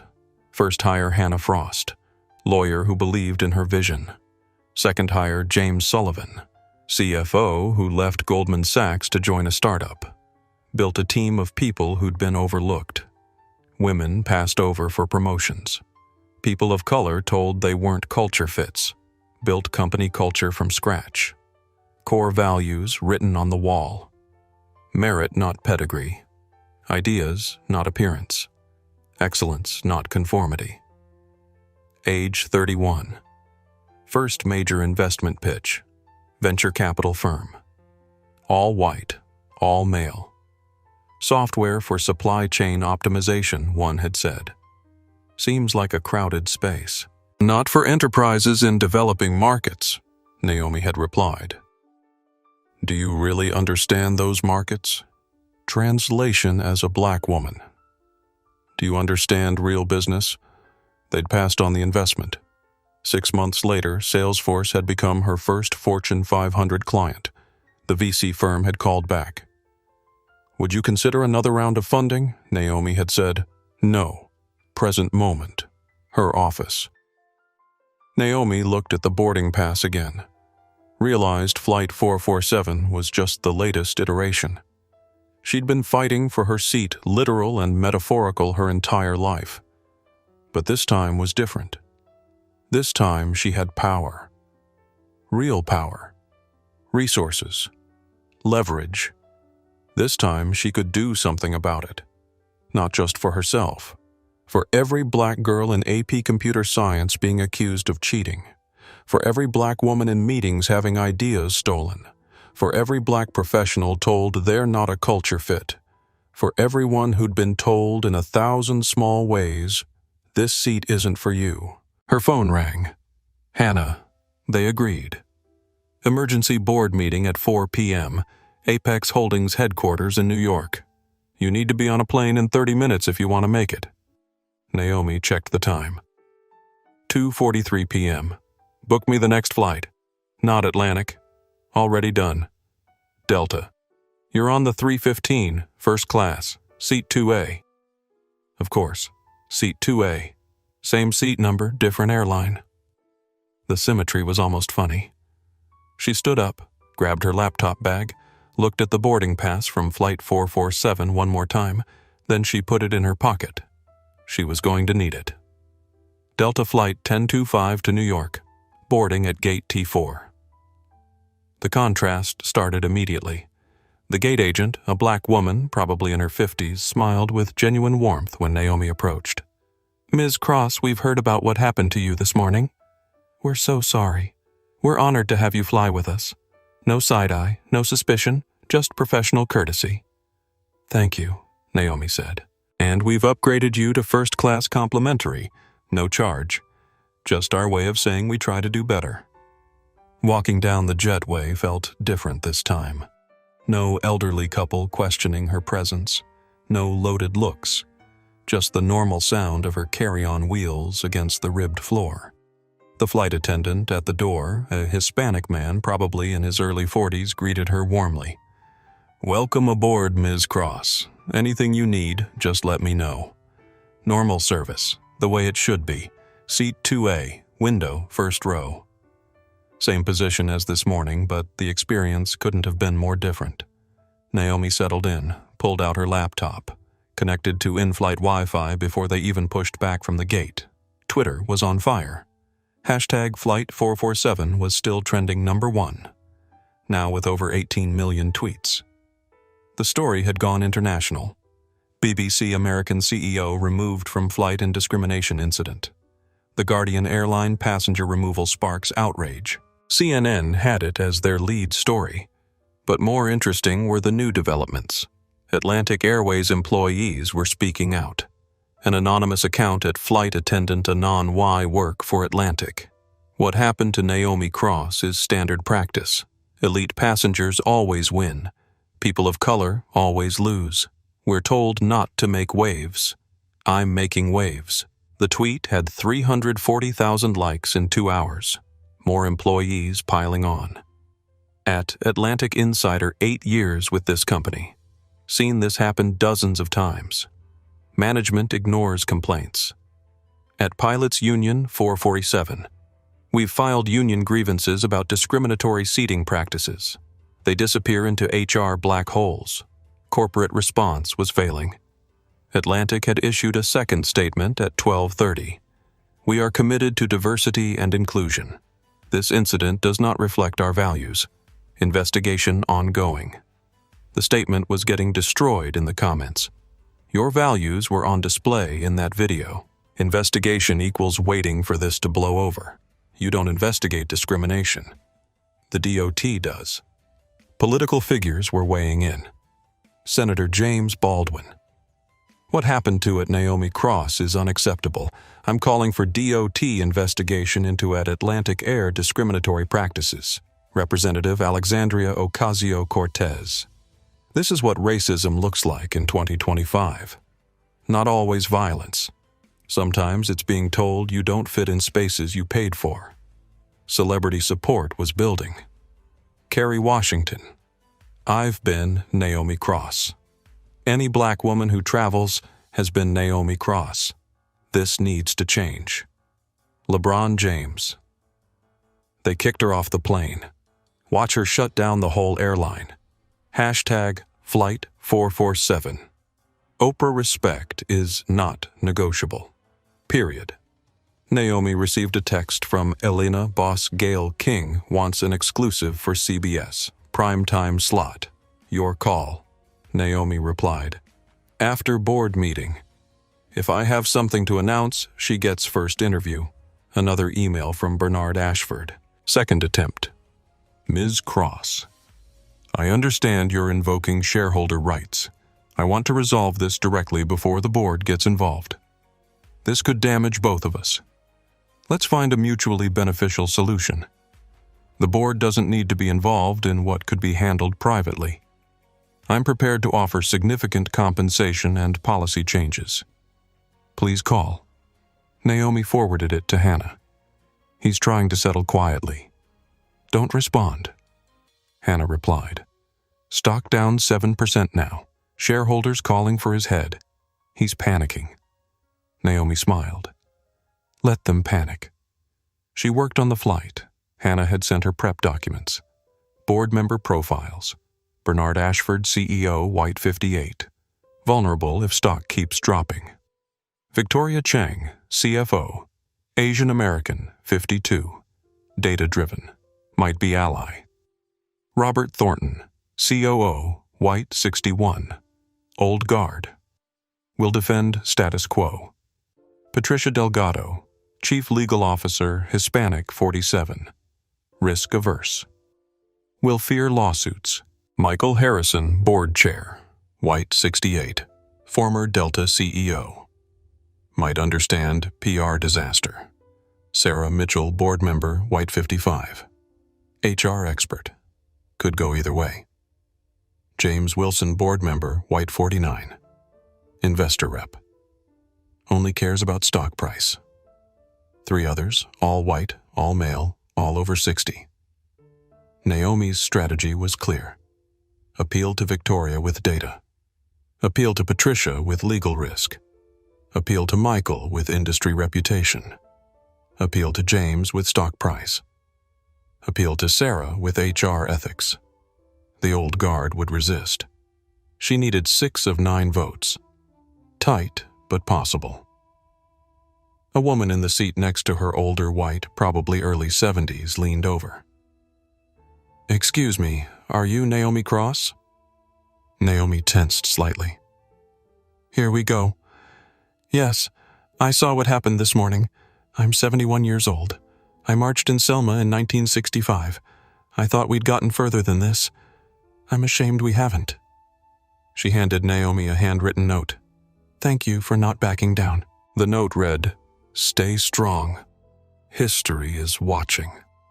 Unexpected emotion tightened Naomi's throat. Thank you. I raised 3 daughters. I told them the world was getting better. Watching that video this morning, I wondered if I'd lied to them. Then I saw you stand firm, and I thought maybe the world gets better because people like her refuse to accept it staying the same. After the woman went back to her book, Naomi sat with those words. History is watching. She'd been thinking about her fight as personal as about justice for herself. But it was bigger. It was about everyone watching, everyone who'd been told they didn't fit, everyone who'd need courage to stand up next time. The flight attendant who'd greeted her earlier approached. His name tag read, Angela Diaz. Ms. Cross, I just want to say what happened to you this morning was wrong. A lot of us in this industry have seen things like that. Someone needs to call it out. I'm glad you're fighting back. Angela, do you like working for Delta? Yes. They treat us with respect. All of us, not just some of us. That's how it should be everywhere. Angela nodded and moved on. 2 flights, same day. Atlantic treated her like a criminal. Delta treated her like a human. Same person, same money, same Tuesday. The only difference was company culture. Culture was a choice. Atlantic had chosen wrong. The plane descended into New York, 3:15 p.m. Departure landing at 5:47 p.m. with headwinds. The board meeting was at 4:00 p.m. She'd be late, but that was fine. Let them wait. Let them wonder if she was coming. Let the anxiety build. Looking out the window at Manhattan's skyline, Naomi felt something harden in her chest. Apex Holdings headquarters was on 57th Street, 57th floor. In less than an hour, she'd walk into that room. They thought she was coming to complain, to ask for an apology, to negotiate a settlement. They didn't realize she was coming to dismantle. Naomi's flight landed at 5:47 p.m. She texted Hannah. Landed. Be there in 20. Hannah replied, They're waiting. Board is nervous. Bernard tried calling me 3 more times. Offered public apology policy overhaul compensation package. But not accountability, Naomi typed. Correct. He wants to settle quietly. Fire a few people, make a statement, move on. That's not how this works. Taxi to Apex Holdings took 17 minutes. Midtown traffic was brutal, but her driver was skilled. She arrived at 6:09 p.m., over 2 hours late for the 4:00 p.m. meeting. Perfect. The building was one of those glass and steel monuments to corporate power. Revolving doors, marble lobby, security desk that looked like a fortress. Naomi Cross for the executive board meeting. The security guard's eyes widened slightly. He knew who she was. The video had reached even here. 57th floor, Ms. Cross. They're expecting you. In the elevator, Elena and Hannah briefed her. Hannah carried her litigation bag stuffed with documents. Elena had her tablet with social media analytics ready. The story's on every major outlet now, Elena said. Front page of New York Times website. Lead on CNN. International coverage. Stock is down 9.2%. DOT announced formal investigation, Hannah added. NAACP filed complaint. Senator Baldwin introduced a bill requiring airlines to report discrimination incidents monthly. Naomi nodded. So it's already bigger than one company. You made it structural. That's what happens when someone with a platform refuses to stay quiet. 57th floor. The elevator opened to a reception area that screamed money. Original art on the walls, leather furniture, floor-to-ceiling windows with views of Manhattan that probably cost more per square foot than most people's homes. The receptionist, white woman 30s, looked uncomfortable when she saw Naomi. She'd definitely watched the video. Ms. Cross, they're ready for you in the executive boardroom. Down the hall, last door on the right. Walking through the corridor, Naomi passed offices with their lights still on. Employees working late. Some looked up as she passed. Some stared.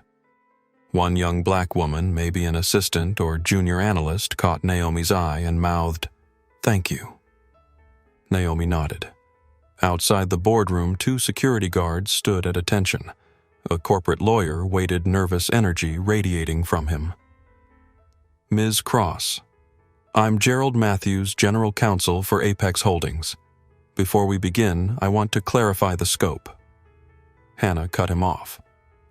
The scope is defined by Shareholder Rights Clause 14b, Emergency Investigation into Discriminatory Practices. My client has documented evidence and legal standing. Anything else is your attempt to limit damage. Let's not waste time. Gerald blinked, unused to being interrupted. The board disputes the characterization of events. There's video, Naomi said flatly. Multiple angles, millions of views. They can dispute reality all they want. Facts don't care. Gerald looked like he wanted to argue but thought better of it. Very well. But I want it noted that Atlantic Airways maintains this was a misunderstanding. Note whatever you want, Hannah said. The DOT investigation will determine what it actually was. Gerald opened the boardroom door. The room was exactly what Naomi expected. Long mahogany table, 14 leather chairs, floor-to-ceiling windows with views of the city lit up in the evening darkness. 9 board members sat around the table looking various degrees of uncomfortable. And along the wall, sitting like students called to the principal's office, Captain James Thornhill, Jennifer Walsh, and Tyler Bradford. When Naomi walked in, time seemed to pause. Captain Thornhill's face drained of color. Jennifer Walsh's hand flew to her mouth. Tyler Bradford stared at the floor like he wished it would open up and swallow him. Recognition and horror washed over their faces in real time. The black woman from this morning. The one they'd removed. The one they'd called security on. The one Jennifer had described as potentially aggressive. She was here, in their boardroom, at their emergency board meeting, which meant she was someone important, someone with power. David Whitmore sat in a guest chair in the corner, called in to give his perspective as a valued customer. His expensive suit looked too tight now. His Rolex caught the light as his hand trembled on the armrest. His smug confidence from this morning had evaporated. Bernard Ashford, CEO of Apex Holdings, stood at the head of the table. 58 years old, silver hair, expensive suit, the look of a man who'd run companies for decades and thought he'd seen everything. He clearly hadn't seen this coming. "Ms. Cross," he said, trying to regain control of the room. "Thank you for coming. I want to start by saying how deeply sorry I am." Naomi held up one hand, stopped him mid-sentence. "Mr. Ashford, I don't need your apology right now. I need your attention." "May I present?" Bernard blinked. He'd expected her to accept his apology to negotiate to settle. Yes. Of course. Please." Naomi walked to the head of the table. Didn't ask permission. Just took the position. Claimed the space. Bernard had to sit down. Had to yield the floor. Alpha move established. Hannah distributed 3 ring binders to each board member. They opened them to find Tab 1 timeline of Flight 447 with video stills. Tab 2 witness statements from Sandra Kenneth. Carlos Rosa. Tab 3 financial impact including stock price and social media metrics. Tab 4 pattern analysis showing 47 pending discrimination complaints. Tab 5 employee EEOC complaints showing 23 open investigations. Tab 6 comparative airline policies. Tab 7 proposed remediation plan. Naomi began. Her voice was calm, professional, and absolutely unshakable. "Good evening. My name is Naomi Cross. At 7:08 this morning, I boarded Atlantic Airways Flight 447 with a confirmed first-class ticket for Seat 1A. At 7:54 a.m., I was forcibly removed from that aircraft, not because I was disruptive, not because I violated policy, but because a white passenger wanted my seat and your crew decided he deserved it more." Michael Harrison, board chair, former Delta CEO, spoke up. "Ms. Cross, we've all seen the video. It's disturbing. But surely there's context we're missing." "There is context," Naomi said. "The context is that this wasn't an isolated incident. It's a pattern. Tab 4. 47 pending discrimination complaints in 3 years. All settled quietly with NDAs. You've been paying people to stay silent about company-wide discrimination." Patricia Delgado, Chief Legal Officer, was flipping through her binder, her face tightening. "These complaints. I wasn't fully aware of the scope." Victoria Chang, CFO, looked up sharply. "That's because legal and HR have been burying them. I've been asking for comprehensive discrimination data for 2 years. I was told it was immaterial to financial reporting."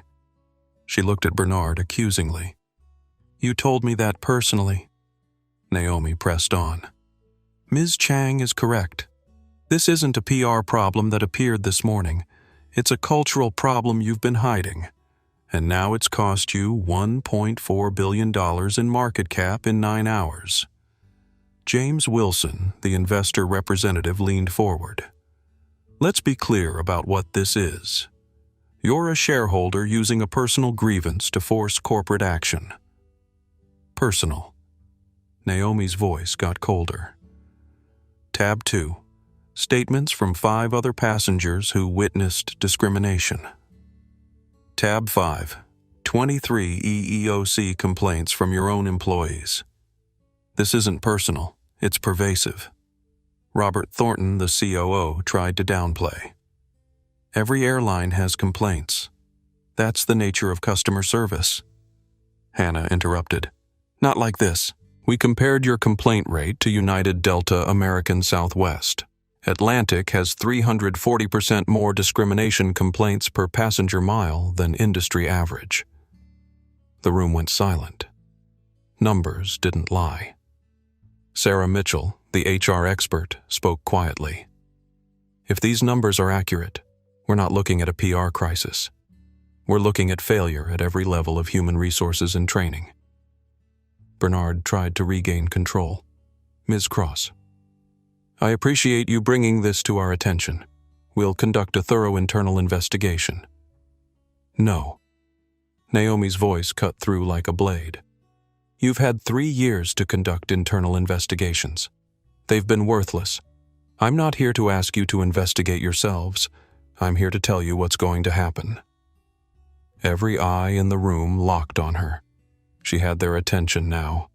Naomi Cross stood at the head of the boardroom table and felt the power dynamics shift like tectonic plates beneath her feet. As of this morning, she said, her voice carrying to every corner of the room, Cross Technologies Venture Fund owns 4.7% of Apex Holdings. That gives me shareholder rights. I'm exercising Clause 14B emergency investigation with immediate suspension of implicated personnel pending review. Gerald Matthews, the corporate lawyer, jumped in. Ms. Cross, Clause 14B, requires evidence of gross negligence or potential criminal violations. Hannah didn't let him finish. Which we have. Federal civil rights law violations, video documentation from multiple sources, witness testimony, pattern of complaints suppressed through legally questionable non-disclosure agreements. Your office has been settling complaints and requiring NDAs potentially in violation of whistleblower protection statutes. Patricia Delgado, the chief legal officer, went pale. Gerald, is this true? Gerald shifted uncomfortably. We've settled complaints as standard risk mitigation practice. You've been silencing victims, Naomi said. There's a difference. And now the Department of Transportation is investigating. The NAACP has filed formal complaints. Senator Baldwin is introducing federal legislation. This isn't going away quietly. Victoria Chang, the CFO, leaned forward. Bernard, what's our liability exposure here? Bernard Ashford looked trapped. We'll need to calculate. I'll tell you, Victoria cut him off. Each of those 47 complaints could become a lawsuit now that the pattern is public. Class action potential. We're looking at $50 to $100 million minimum, plus DOT fines, plus reputation damage lasting years. Stock is already down over 9%. James Wilson, the investor representative, looked furious. This is exactly what institutional investors fear. We have a fiduciary duty to shareholders. This situation is destroying value. Then stop destroying value, Naomi said. Stop defending what's indefensible. Fire the people responsible. Implement real change. Or watch your company become a case study in how not to handle discrimination. Michael Harrison, the board chair, held up his hands. Ms. Cross, let's say we acknowledge there are problems that need addressing. What exactly are you proposing? Naomi gestured to tab 7 in the binders. Immediate termination of Flight 447 crew. Captain James Thornhill. Senior Flight Attendant. Jennifer Walsh. Ground Manager. Tyler Bradford. Fired with cause. No severance beyond legal minimum. Captain Thornhill shot to his feet. This is outrageous. I have 28 years of service with this airline. Naomi turned to face him directly. You had 28 years of service. Past tense. You ended your career when you decided my skin color determined my seat assignment. Sit down, Captain. Or former Captain, I should say. Her voice wasn't loud, wasn't angry. Just absolutely certain. The kind of certainty that comes from knowing you're right and having the power to enforce it. Captain Thornhill sat down hard, his face red. Jennifer Walsh spoke up, tears forming. I was following protocol. Elite members have seating preferences. Show me that protocol, Naomi said. Show me where it's written that elite status overrides confirmed seat assignments. Show me the company policy that says you can remove paying passengers for not looking like they fit. Jennifer opened her mouth, closed it. There was no such policy. There never had been. It had been bias dressed up as procedure. Hannah stepped in. Ms. Walsh, we have audio of you calling security and specifying black female potentially aggressive when Ms. Cross had shown zero aggression. That alone is grounds for termination under federal discrimination law. Jennifer went silent, tears now streaming down her face. Naomi continued. Second requirement. Removal of all executives who suppressed discrimination complaints. That includes you, Gerald. Gerald Matthews sputtered. I have attorney-client privilege. You have an ethical obligation that you violated, Hannah said. You buried complaints to protect the company from liability instead of addressing the underlying discriminatory behavior. That's not legal counsel. That's enabling civil rights violations, Michael Harrison interjected. Ms. Cross, we can't simply fire our general counsel without due process. You can and you will, Naomi said. Or I go public with every complaint Gerald buried, every NDA he pushed through every victim he silenced to protect corporate image. Your choice, Mr. Harrison. Justice or exposure? Patricia Delgado. The actual CLO spoke up. Michael, if even half these allegations are accurate, Gerald has created massive liability for this company. We need to cut our losses. Bernard Ashford tried one more time. Ms. Cross, you're asking us to terminate people without proper investigation. Like you gave me proper investigation this morning, Naomi's voice could have cut glass. When you removed me from a flight without checking facts, without verifying claims, without giving me any opportunity to defend myself. You want to talk to me about due process? She let that hang in the air, then continued. Third creation of independent oversight committee. Not internal, not controlled by Atlantic, run by outside civil rights organization. Full audit of all policies, complaints, and training programs. Public quarterly reports. Robert Thornton shook his head. That's handing control of our internal operations to external groups. That's ensuring you're not investigating yourselves, Victoria Chang said. I support it. We've proven we can't be trusted to police our own discrimination. Sarah Mitchell nodded. I agree. As someone with 2 decades in HR, this is necessary. Naomi pressed forward. Fourth $100 million Diversity and Inclusion Fund, not PR, real money. Scholarships for aviation training in underrepresented communities. Partnerships with HBCUs. Investment in minority-owned travel businesses. James Wilson nearly choked. 100 million shareholders will never.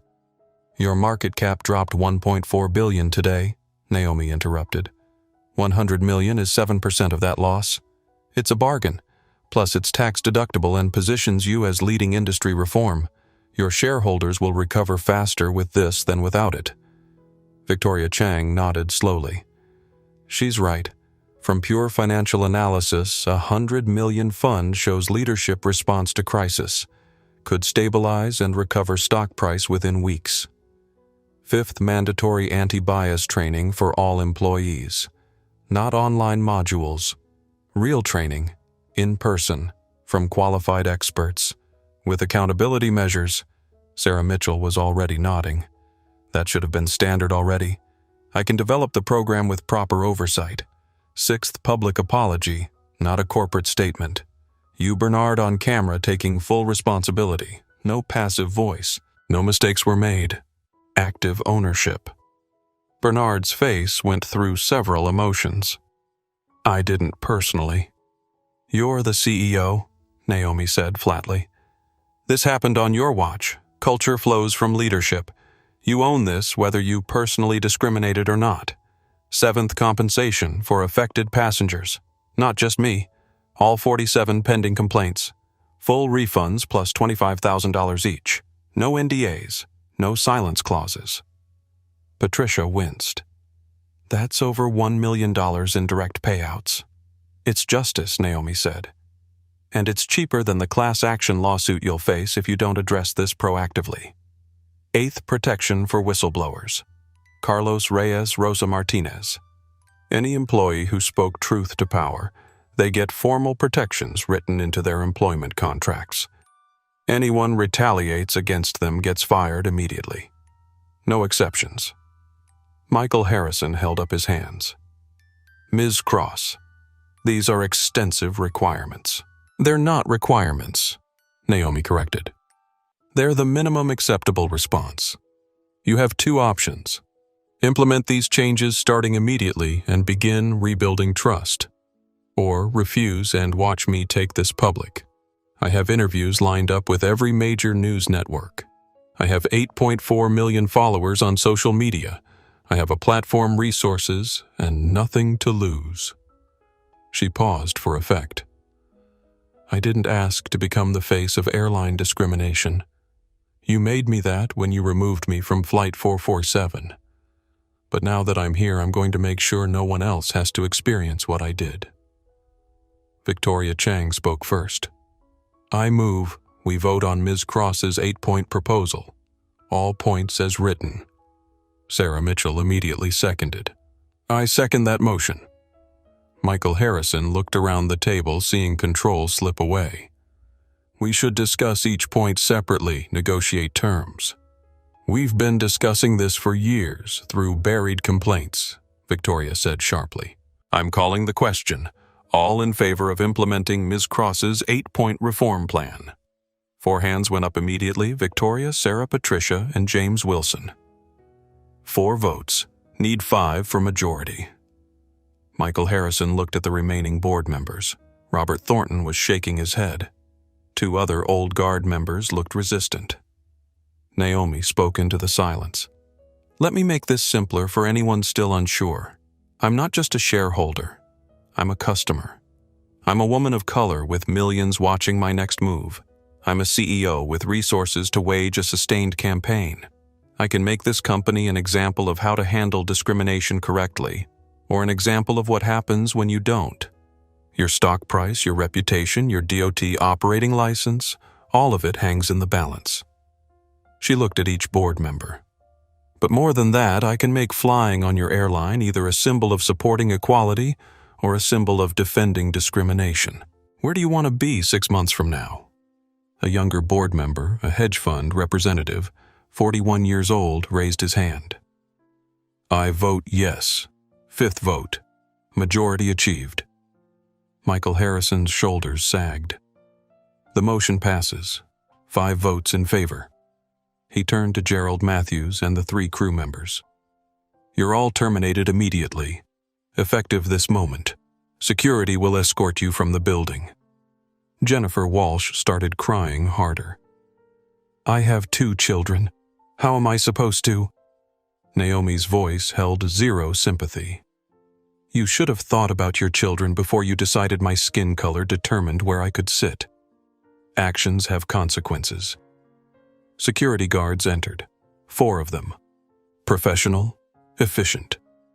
Gerald Matthews looked shell-shocked. Captain Thornhill's face was red with rage and humiliation. Tyler Bradford stared at the floor. Jennifer sobbed quietly. As they were led out, Captain Thornhill stopped at the door. Looked back at Naomi. You've destroyed our lives today. Naomi met his eyes. No, Captain. You destroyed your own careers when you chose discrimination over decency. I just made sure you faced consequences for that choice. The door closed behind them. The boardroom exhaled. In the elevator going down, Naomi stood between Hannah and Elena. Silence for 10 floors. They were all processing what had just happened. Then Elena let out a breath. You just dismantled an entire executive team in under an hour. Hannah shook her head almost admiringly. That was the most aggressive shareholder action I've ever witnessed, and I've seen hostile takeovers. Naomi felt exhaustion starting to seep in. The adrenaline that had carried her through the confrontation was ebbing. It worked because we were right. and because they were more scared of continued stock decline than they were of me. They should be scared of you, Elena said. You have leverage now. They implement those reforms or face public exposure that'll crater their stock another 20%. The elevator reached the lobby. Through the glass doors, Naomi could see news vans, reporters with cameras. Someone had leaked that she was in the building. Back exit, Hannah suggested. No, Naomi said. Front door. I'm not hiding. I did nothing wrong. Stepping outside, reporters immediately swarmed. Ms. Cross. What happened in the board meeting? Did they apologize? Are you satisfied with the outcome? Will you sue? Naomi stopped, held up one hand for quiet. The crowd settled. Atlantic Airways has agreed to implement comprehensive reforms. Terminations have been made. Policies will change. An independent oversight committee will be established. Full details will be announced by the company shortly. Are you satisfied? Someone called out. I'm gratified that they chose accountability over defensiveness. But my work isn't done. This isn't about one airline or one incident. It's about an industry that's been failing passengers of color for decades. Change is coming. She walked away before more questions could come. A black SUV was waiting at the curb. The driver, a black man probably in his 50s, turned as she got in. Ms. Cross, everyone's talking about you today. I just want to say thank you. My daughter Keisha was removed from a flight 2 years ago. Same situation. Different airline. She didn't have your resources to fight back. So thank you for doing it for her. Naomi felt her throat tighten. Tell Keisha she's the reason I did this. Her and everyone like her. In the car, her phone was exploding. News alerts. Breaking Atlantic Airways announces leadership changes following emergency board meeting. Atlantic's statement was already out. After careful review of recent events and shareholder input, Apex Holdings announces immediate leadership changes at Atlantic Airways.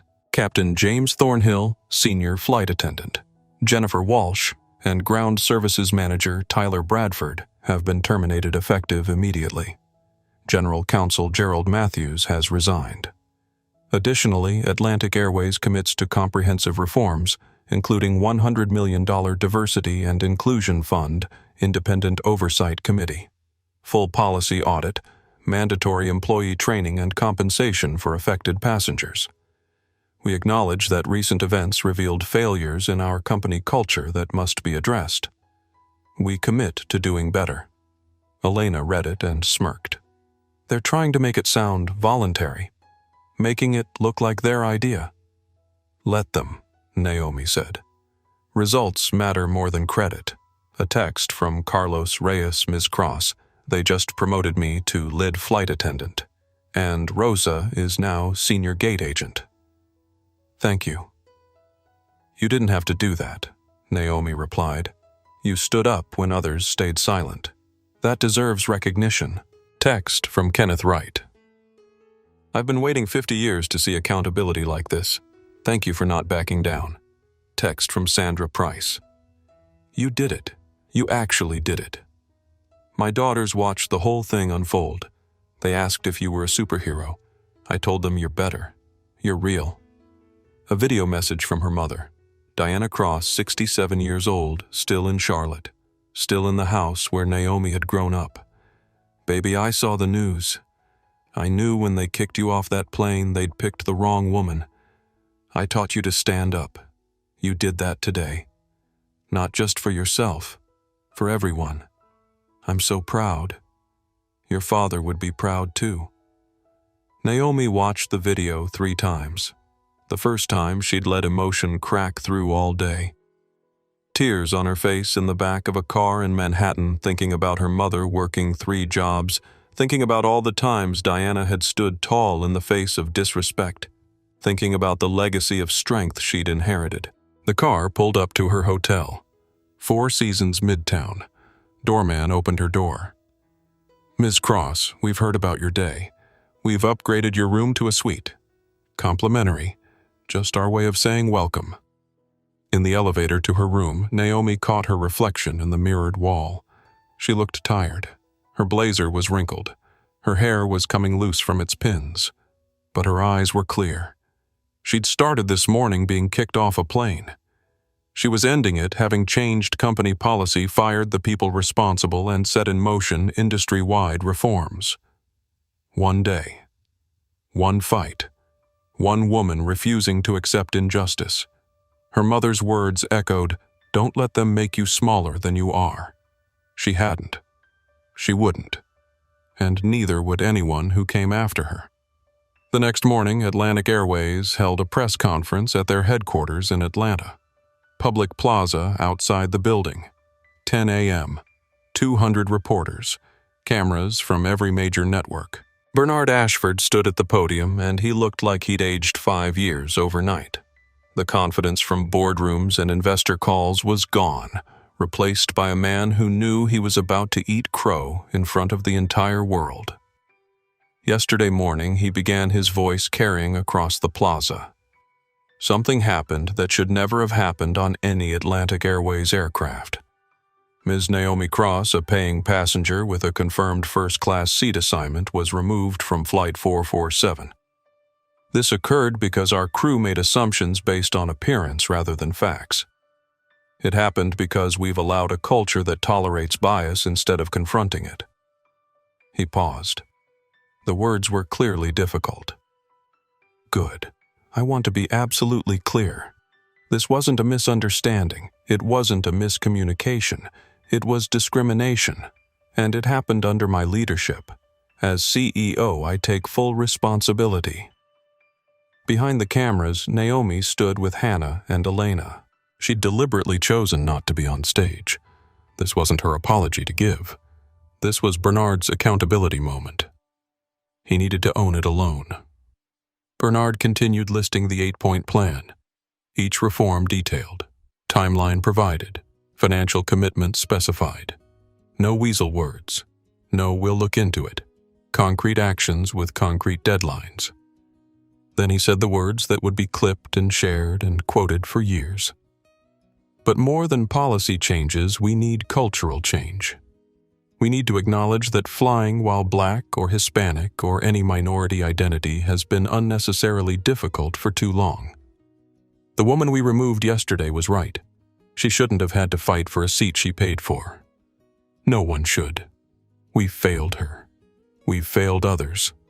That ends now. Reporter questions came rapid fire. Will you resign, Bernard? That's a decision for the board. But I'm committed to seeing these reforms through. If I'm the right person to lead that change, I'll stay. If not, I'll step aside. What matters is the reforms happen.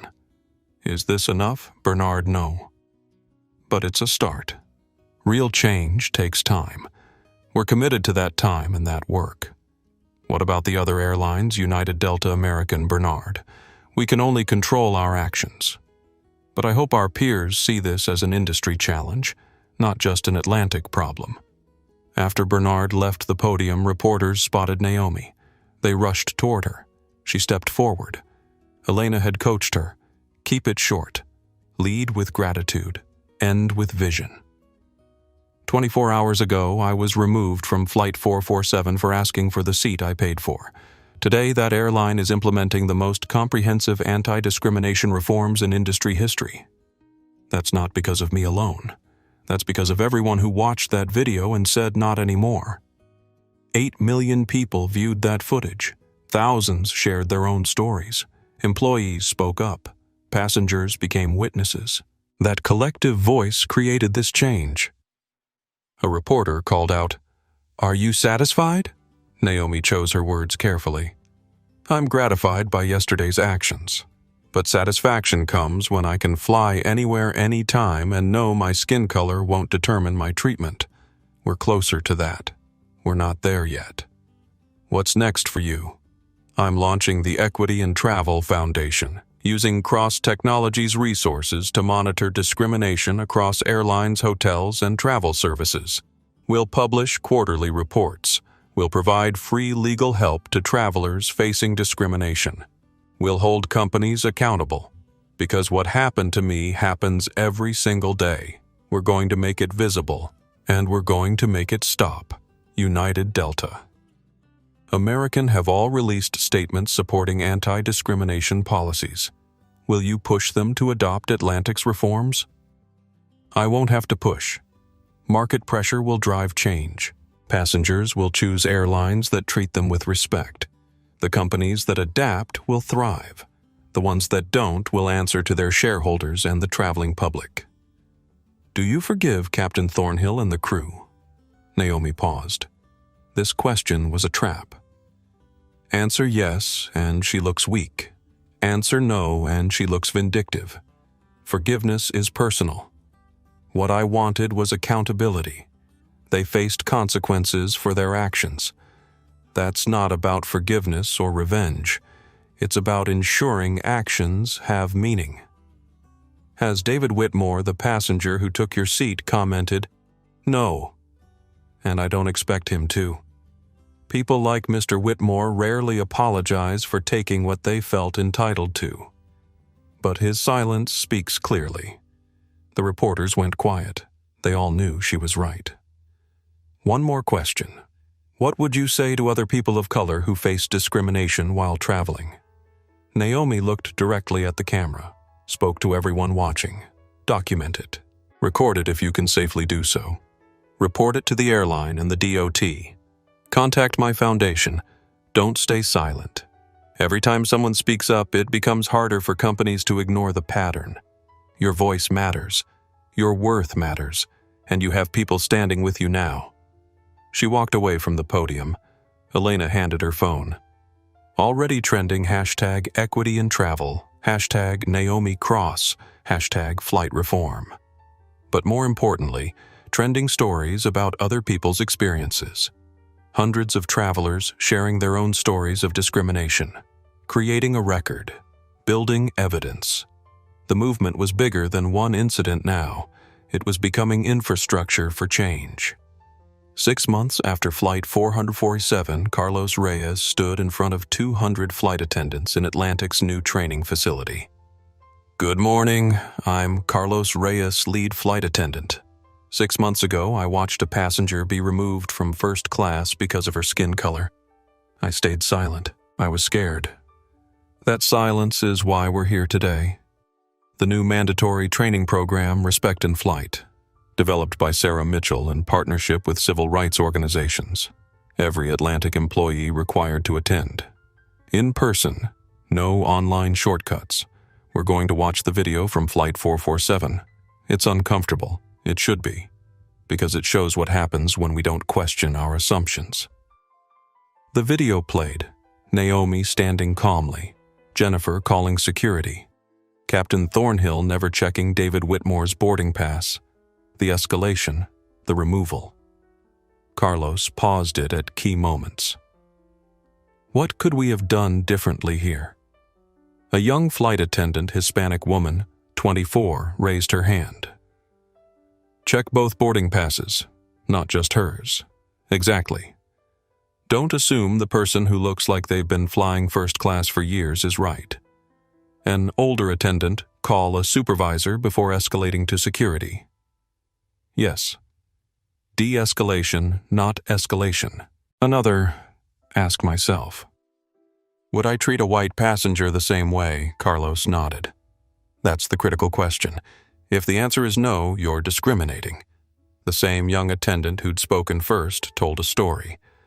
Last week I had a similar situation. Elite passenger in wrong seat. He was white. Assigned passenger was black. I checked both boarding passes. Elite passenger was wrong. I made him move. He complained to my supervisor. She paused. My supervisor backed me up, told him policy is policy. That's the culture change. The room applauded. Atlanta to New York. Tuesday morning, first-class cabin, same route as Flight 447. A young black woman, early 20s, casual business attire, approached seat 1A. A white passenger was already seated there. The new flight attendant, Jennifer's replacement, approached immediately. Excuse me, sir, may I see your boarding pass? Checked both passes.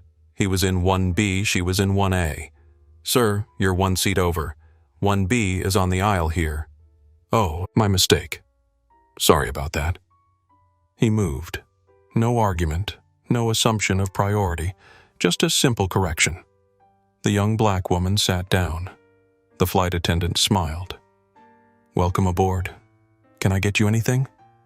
Treated her exactly like every other passenger. No surprise, no suspicion, just service. The young woman pulled out her phone, texted her mother. Mom, they just treated me like I fit. Like it was normal. Is this what it's supposed to feel like, Naomi's Foundation 6 months after launch? 15 employees, office in downtown Atlanta. Mission monitor and report discrimination in travel industry. Team meeting, large screen showing quarterly report. Dr. James Chen, Asian American Chief Data Officer, presented findings. Discrimination complaints across industry. Atlantic Airways down 73% since reforms. United Delta American all implemented similar training. Industry-wide complaints down 41%. But he continued Southwest, Spirit, JetBlue lagging. They need pressure. Maria Santos, Hispanic Director of Advocacy, reported next. We've received 4,700 incident reports through our app in 6 months. Most common issues: racial profiling at security, language discrimination, accessibility bias against disabled passengers. Publishing full report next week with airline-by-airline breakdowns. Kenneth Wright, now on the Foundation's advisory board, spoke. The DOT has used our data in 3 enforcement actions. We're becoming the standard for accountability. Text arrived for Naomi. From Carlos, Ms. Cross thought you'd want to know. 0 discrimination complaints on my flights in 6 months. The training works. 2,000 attendees. Naomi giving keynote. 6 months ago, I was removed from a plane. Today I'm supposed to talk about how I turned that into activism. But that's the wrong story. She paused, letting the crowd lean in. The real heroes are Rosa Martinez, the gate agent who documented everything. Carlos Reyes, who finally found his voice. Sandra Price, who recorded when others looked away. Kenneth Wright, who offered his legal expertise. They didn't have platforms or resources. They just had courage. Standing ovation. My mother worked 3 jobs, never flew first class, but she taught me that respect isn't about where you sit. It's about refusing to be treated as less than human. When I stood in that aisle, I wasn't fighting for a seat. I was honoring everyone who'd been told they didn't fit. A young woman, 19, raised her hand. Ms. Cross, I'm a college student. I can barely afford economy. How does your fight help people like me? Because this isn't about first class. It's about respect. Whether you're in row 1 or row 30, you deserve to be treated with humanity. The reforms apply to every seat. The oversight applies to every passenger. And my foundation offers free legal help to any traveler facing discrimination. You shouldn't need money or connections to get justice. 6 months later. David Whitmore, eating lunch alone at his country club in Connecticut. Members who used to join him now avoided his table. His face had been in all those videos. His smug expression sitting in Naomi's seat. His comment about people knowing their place. He'd become the face of entitled privilege. Business consequences piled up like unpaid bills. 3 major real estate deals had fallen through. Partners were distancing themselves. Associates weren't returning calls.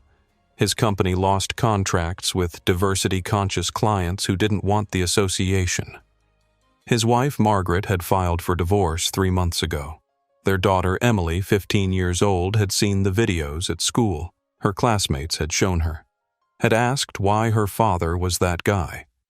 Emily had come home in tears. Daddy, why were you so mean to that lady? She just wanted to sit down. David had tried to explain. It's complicated, sweetheart. There were circumstances. No, Emily had said. It's not complicated. You took her seat. You were mean. And you didn't even apologize. Out of the mouths of teenagers came truth he couldn't face. Margaret's lawyer had cited irreconcilable differences and public embarrassment in the divorce filing. Translation: I don't want to be married to the face of racism. Atlantic Airways had banned him for life. His Diamond Elite status, cultivated over 6 years, revoked. The arrangement for Seat 1A void, the special treatment gone. Other airlines had quietly flagged his account. Not banned, they couldn't coordinate that legally, but his elite status applications kept getting reviewed and delayed. He pulled out his phone. Twitter mentions 89341. He'd stopped reading them months ago, but he knew what they said. This is the face of everyday entitlement. Boomer taking what isn't his. He sat there sipping champagne while they dragged her off. His daughter must be so ashamed. That last one cut deepest, because it was true. David had drafted an apology statement 17 times, deleted it 17 times. Any apology now looked self-serving. Too little, too late. He'd had his chance to speak up on that plane. He'd chosen silence. Now silence was all he had left. His lawyer had advised against apologizing. It could be seen as admission of liability. Liability for what? For being an entitled jerk, for taking a seat that wasn't his, for watching a woman be humiliated and doing nothing. No lawyer could protect him from the truth. 6 months unemployed. Jennifer Walsh sat in her small apartment on the outskirts of Atlanta, scrolling through job listings she knew she'd never get. Every airline had her on a watch list. Her name was permanently linked to Flight 447. Google Jennifer Walsh flight attendant, and the first page was all negative results. She'd tried using her middle name, Jennifer Ann, on applications. Tried leaving employment dates vague. Tried everything. Last week's job interview at a retail store.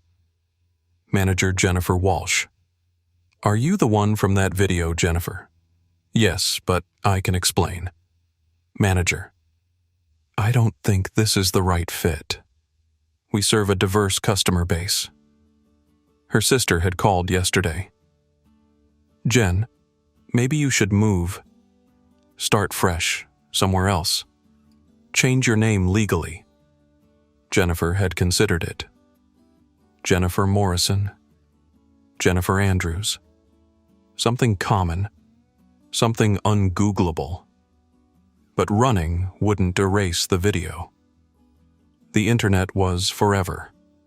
She was forever that flight attendant who called security, who specified black female potentially aggressive, who chose to believe the white passenger without question.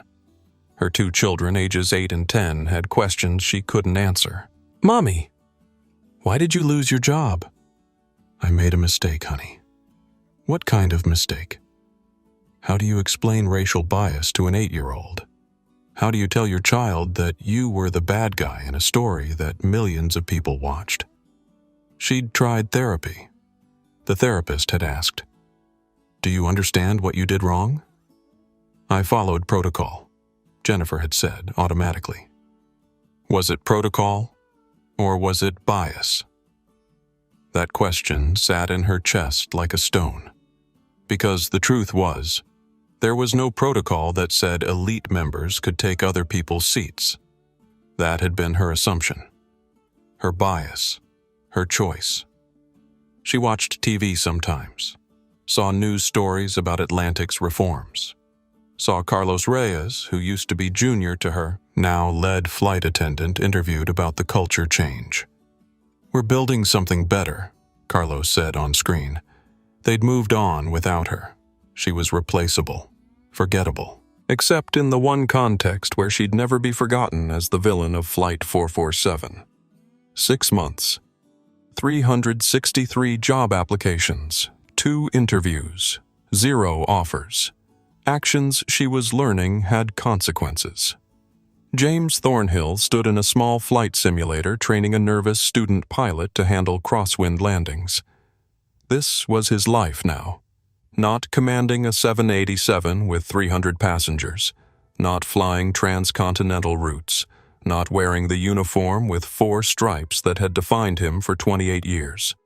Now he taught weekend pilots how to land Cessnas.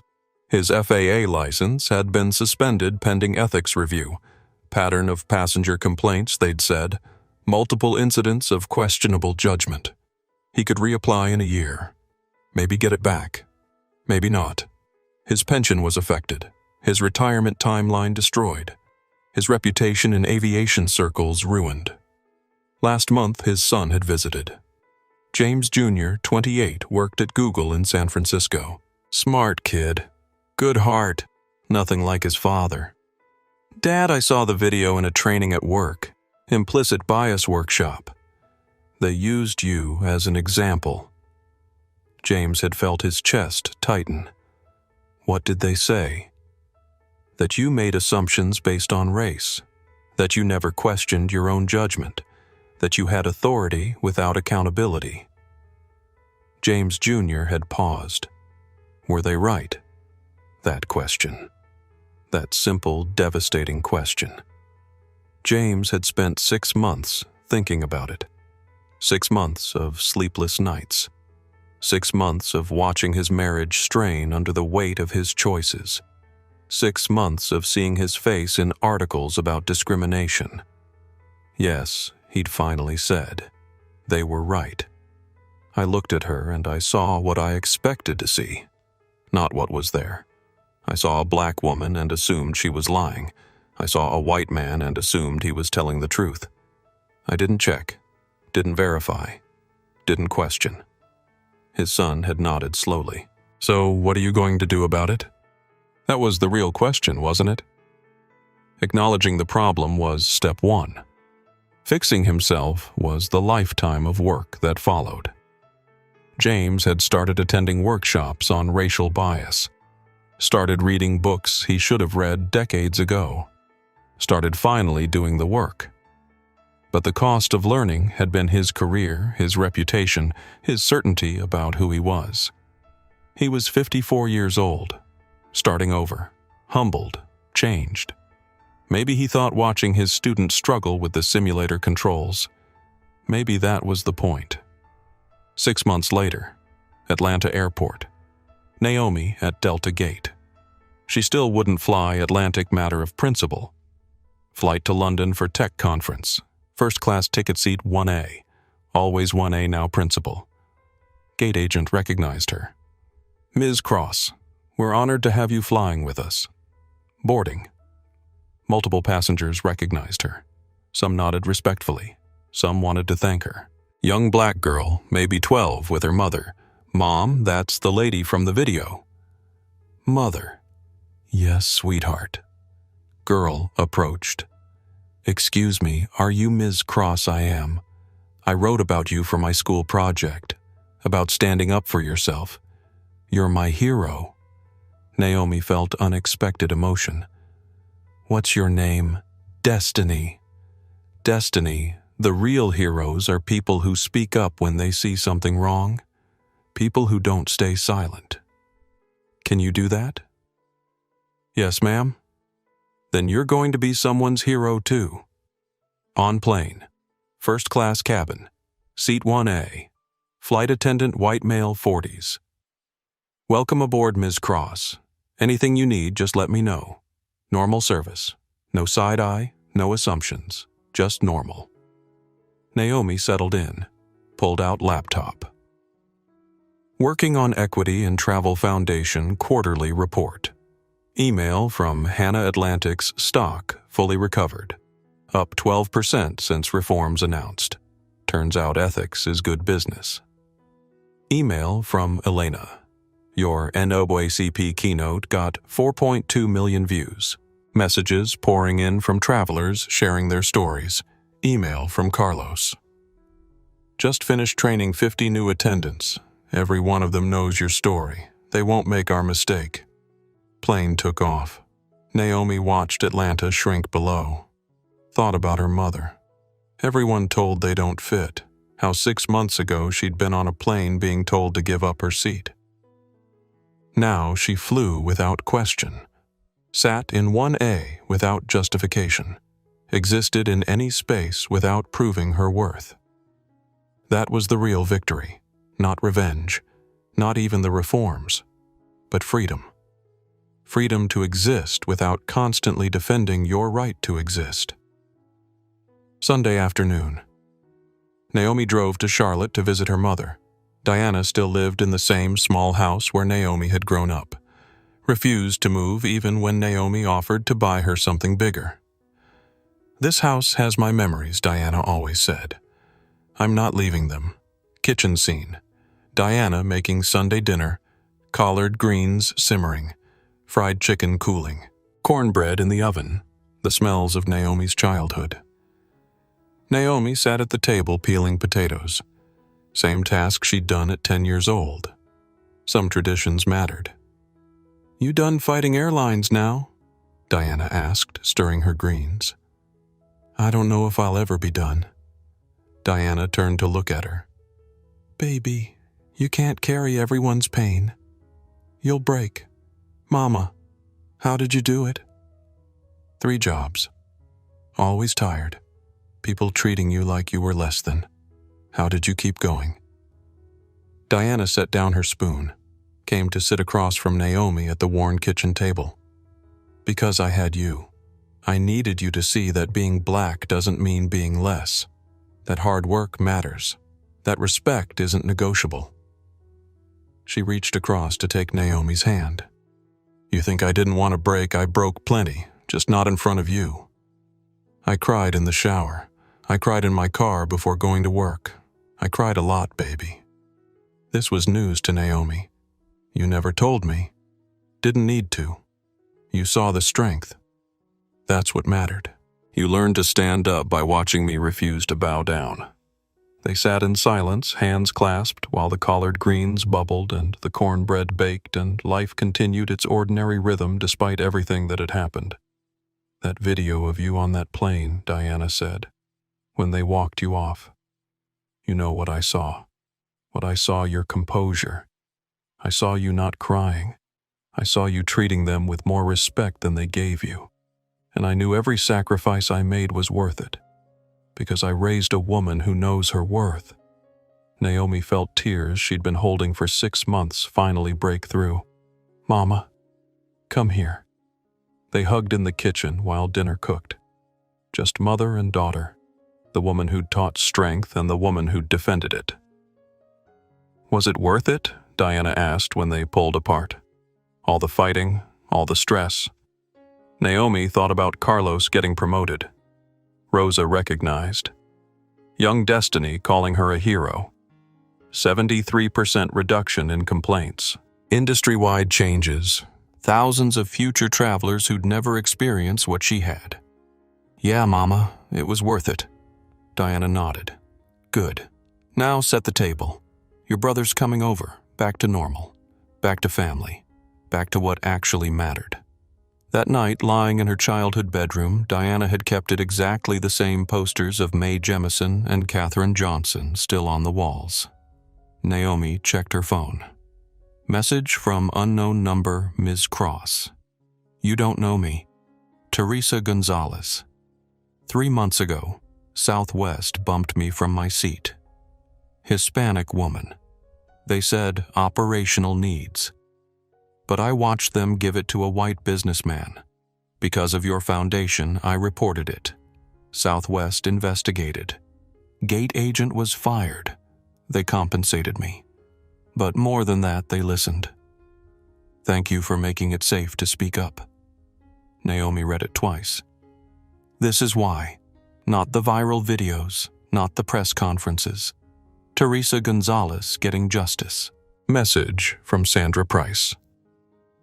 Naomi. I've been thinking about Flight 447, about how I almost didn't record, almost stayed quiet, but you taught me silence is complicity. I've spoken up 4 times since then when I saw injustice. Small things. But I spoke up. Thank you for showing me courage is a choice. Message from Kenneth Wright. Young lady, I'm 67. I've been fighting this fight since before you were born. Won some, lost more. But what you did, you made people care. You made the invisible visible. That's what we could never quite do. Thank you for finishing what my generation started. Naomi felt the weight of continuity. She wasn't the first, wouldn't be the last, but she was part of a chain, a movement, something larger than one person's fight. She thought about what she'd tell her younger self, the 9-year-old at the pool, the 14-year-old followed in stores, the 17-year-old accused of cheating, the 22-year-old at MIT, the 28-year-old building a company to prove she fit. She'd tell her, "You're going to spend your life proving you fit. It'll be exhausting. But one day you'll stop trying to fit in and start demanding spaces make room for you. And when that happens, you won't just change your life, you'll change the whole structure." She'd tell her, "The fight is worth it. Not because you'll win every battle, but because standing up makes it easier for the next person to stand too." She'd tell her mama is right. Respect is not negotiable. Not for comfort. Not for peace. Not for fitting in. Never. Last thought before sleep. 6 months ago, she was escorted off a plane. Humiliated in front of strangers. Told she didn't fit. Today, she ran a foundation changing an industry. She'd fired the people responsible. She'd created protection for future travelers. She'd honored her mother's sacrifices. She'd proved that standing firm matters. But more than that, she could fly without fear. Could sit in 1A without justifying it. Could exist in first class in any space without proving her worth. That was the real victory. Not revenge. Not even recognition. Freedom. Freedom to exist without question. Freedom to be accepted without justification. Freedom to be seen as human first.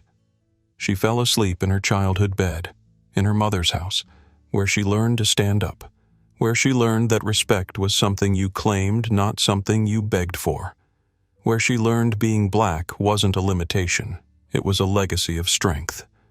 Atlantic Airways Flight 447. Same route. 1-year anniversary of the incident.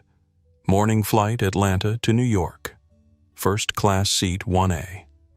A young black woman college student, 21 years old, first time in first class. She'd won a scholarship from the Equity in Travel Foundation. Trip to New York for an internship interview at a tech company. Nervous, but excited. Carlos Reyes, now senior flight attendant, approached with a warm smile. "Good morning. First time in first class. That obvious. Just good energy. Welcome aboard. I'm Carlos. Anything you need, just ask." "Thank you. This is such a big deal for me." "It should be. You earned it. Enjoy every moment." Captain's voice over intercom. "Good morning. This is Captain Sarah Mitchell speaking." Yes, Sarah Mitchell from the board. She'd always wanted to fly. Atlantic paid for her training as part of the reforms. Now she piloted this route. Welcome aboard Flight 447. Beautiful morning for flying. In seat 1B sat Kenneth Wright. Still flew this route regularly, still watched, still ready to speak up if needed, but hadn't needed to in a year. He saw the young student in 1A, smiled remembering. In seat 3A, Sandra Price. She made this flight monthly, always watched, always ready to document. But the culture had changed. Documentation was becoming history, not necessity. The plane pushed back from the gate. Smooth departure. No drama, no discrimination, just a flight. That was the epilogue. Not every flight needed a hero moment, because the real victory was when respect became default, when equality was ordinary, when a young black woman could sit in 1A and nobody questioned it, when the fight that was once necessary became simply history, when progress was so embedded that people forgot there was ever another way.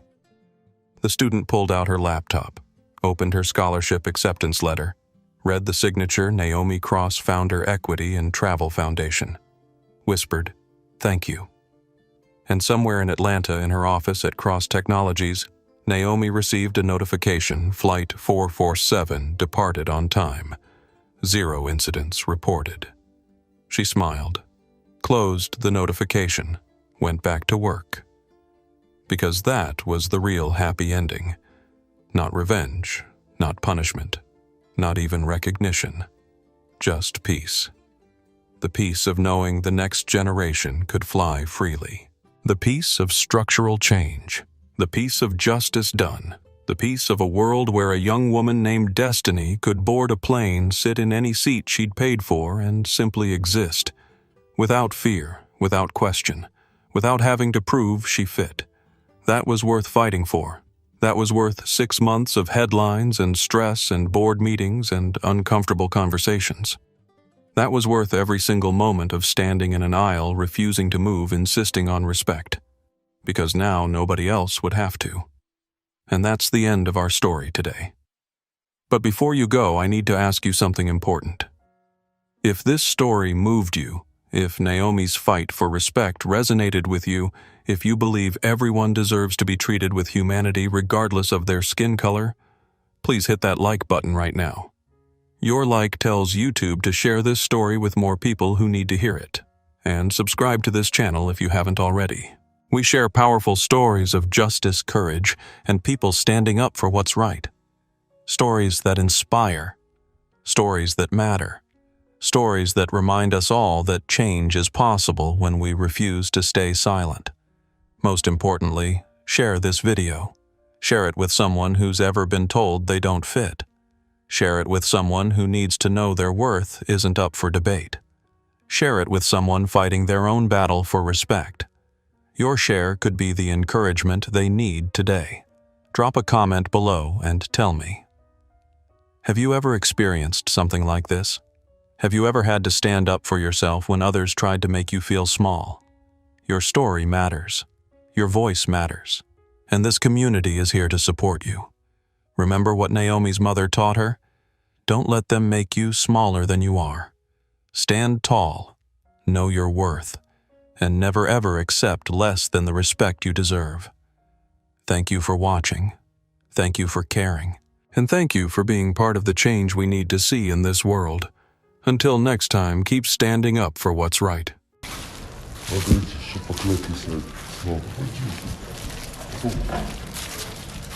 Машина, да? Так поедем. Что это? Они две девушки, которые изначально возле машины. Ты их запомнил? А вот они. Я их запомнил. Молодец, смотри.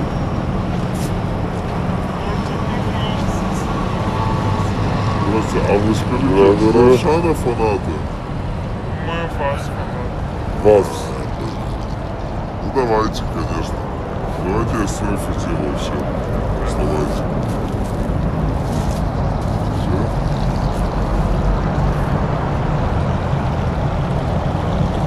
Спасибо. Все, до свидания. Долго ждали? Ну, мы вас сам сначала встретили, потом мы думали, что вы сами не сфоткаетесь. О, не, он просто к проктологу ходил там долго. Мы видели. Не к проктологу. А что вы Рентген видели? делали. Да. Мы смотрели. До свидания. До свидания. Пока. Спасибо.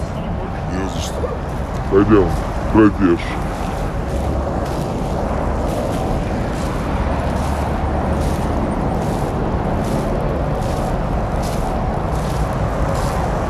Сейчас. Пинк нам предложил какое-то заброшенное здание НИИ. Кто? Пинк? НИИ заброшенной связи. НИИ.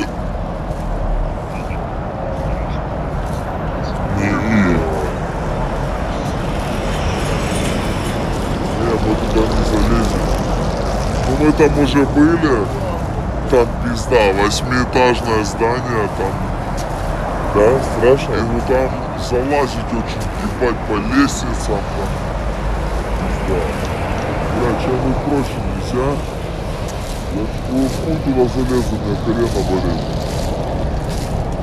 Мы еще с девочкой были. Вот. Поэтому надо что-то попроще. Я не хочу бахилы снимать, зачем? Четко идем же. Ноги не загрязняются. Их не видно.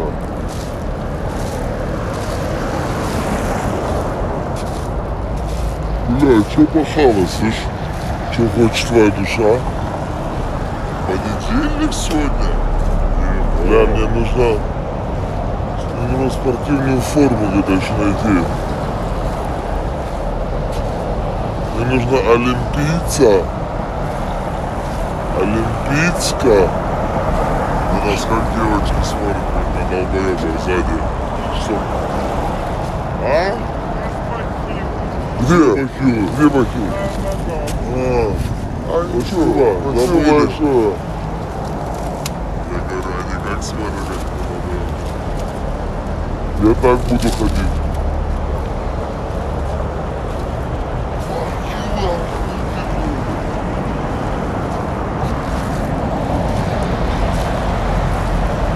Я в заброшку так пойду. Ох, я так. Ну, чтобы ноги не запачкать. Бахилы.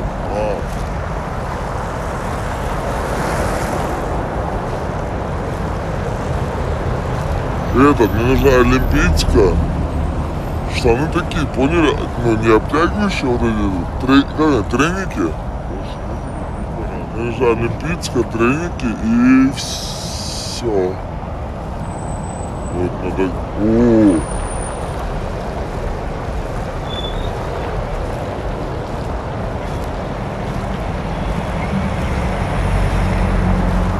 Если кого-то, пацаны, подгоните олимпийскую трек.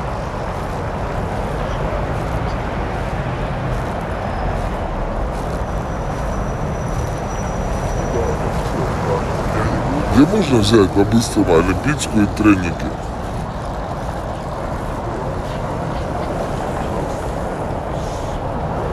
Спортмастер, да? Слушай, нет олимпийские треники? Дома? Ну, треники, знаешь, такие, чтобы мне на тренировку, чтобы и на съемку. У меня есть сборная России, адидасовская. Реально? Да. Я этот давал сам со сборки. Какой? Кто давал? Либо Прус. Прус, по-моему. Поехали солдату. Сейчас? Можно? Можно вообще не на заброшку поехать. Какая? Я предложил. Заброшку можно в другой день. Какая вообще, брат? Я что-то вообще вынужден. А завтра бильярд, что ли? Да. А сколько? Ну, после матча, получается, в 10. А у вас во сколько матч? 8, блядь. А нахуй так поздно? Я его взял.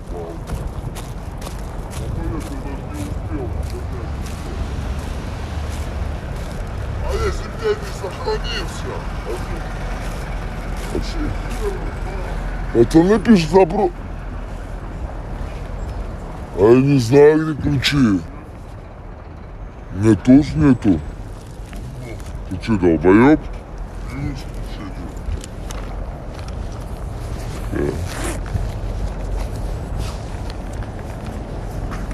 Ёбаный. А ну нахуй. Что, их там оставил? Не знаю, я машину вообще закрывал.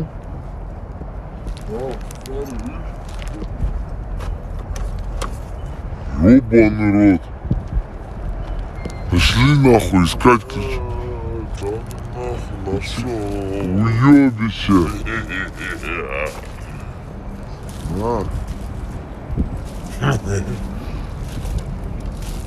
Я думал, он сам пойдет. Он когда мне сказал пошли, я такой, лень.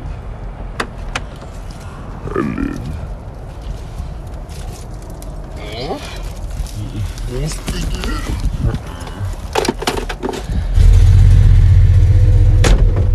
Ты, кстати, шалунья, блядь. Честно, я хотел, чтобы ты сам пошел, когда ты сказал пошли, я думаю, ладно. Проиграл я. Огни цвета фонарей зеленая. Как там поется это? Забыл. Футбольчик. Заброшку все пишет, братеш. Что, мы в прятки там играли? Яс. 25-го. Брат, матч перенесли. Да ну нахуй. Да. Заходи на пике. Сейчас, подожди, я в 100 дрот иду.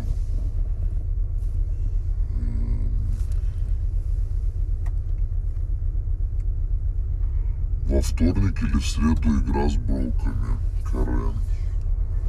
Еще Карен позвонит. Карена Макарена это? Каркарыча.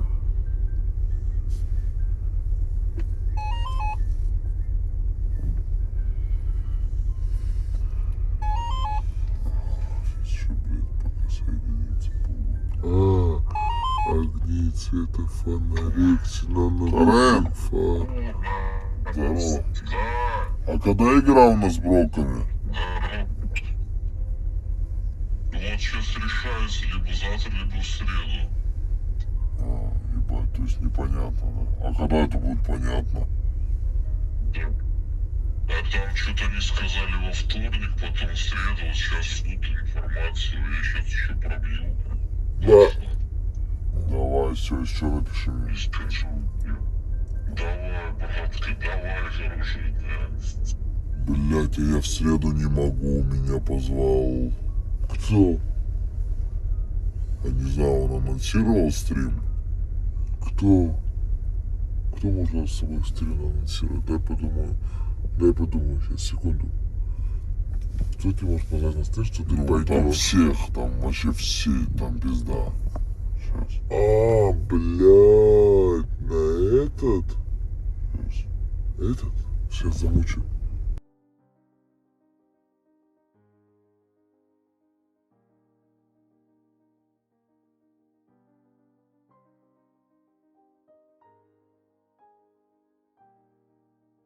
Не могу, на матч. После матча только. Да, если. У нас матч в 6. Сейчас ему скажу. Давай, да похуй. Ну смотри, у меня, короче, вообще завтра должен был быть матч, а в среду у меня выходной должен был, я должен к тебе прийти. Но если мне матч перенесут, ну, либо мы там после матча с Равшем потянемся к тебе. Вот, я думаю, что успеем, короче. Ну, просто, чтобы ты понимал, что если что, мы будем, но только, может быть, с задержкой. Ну да.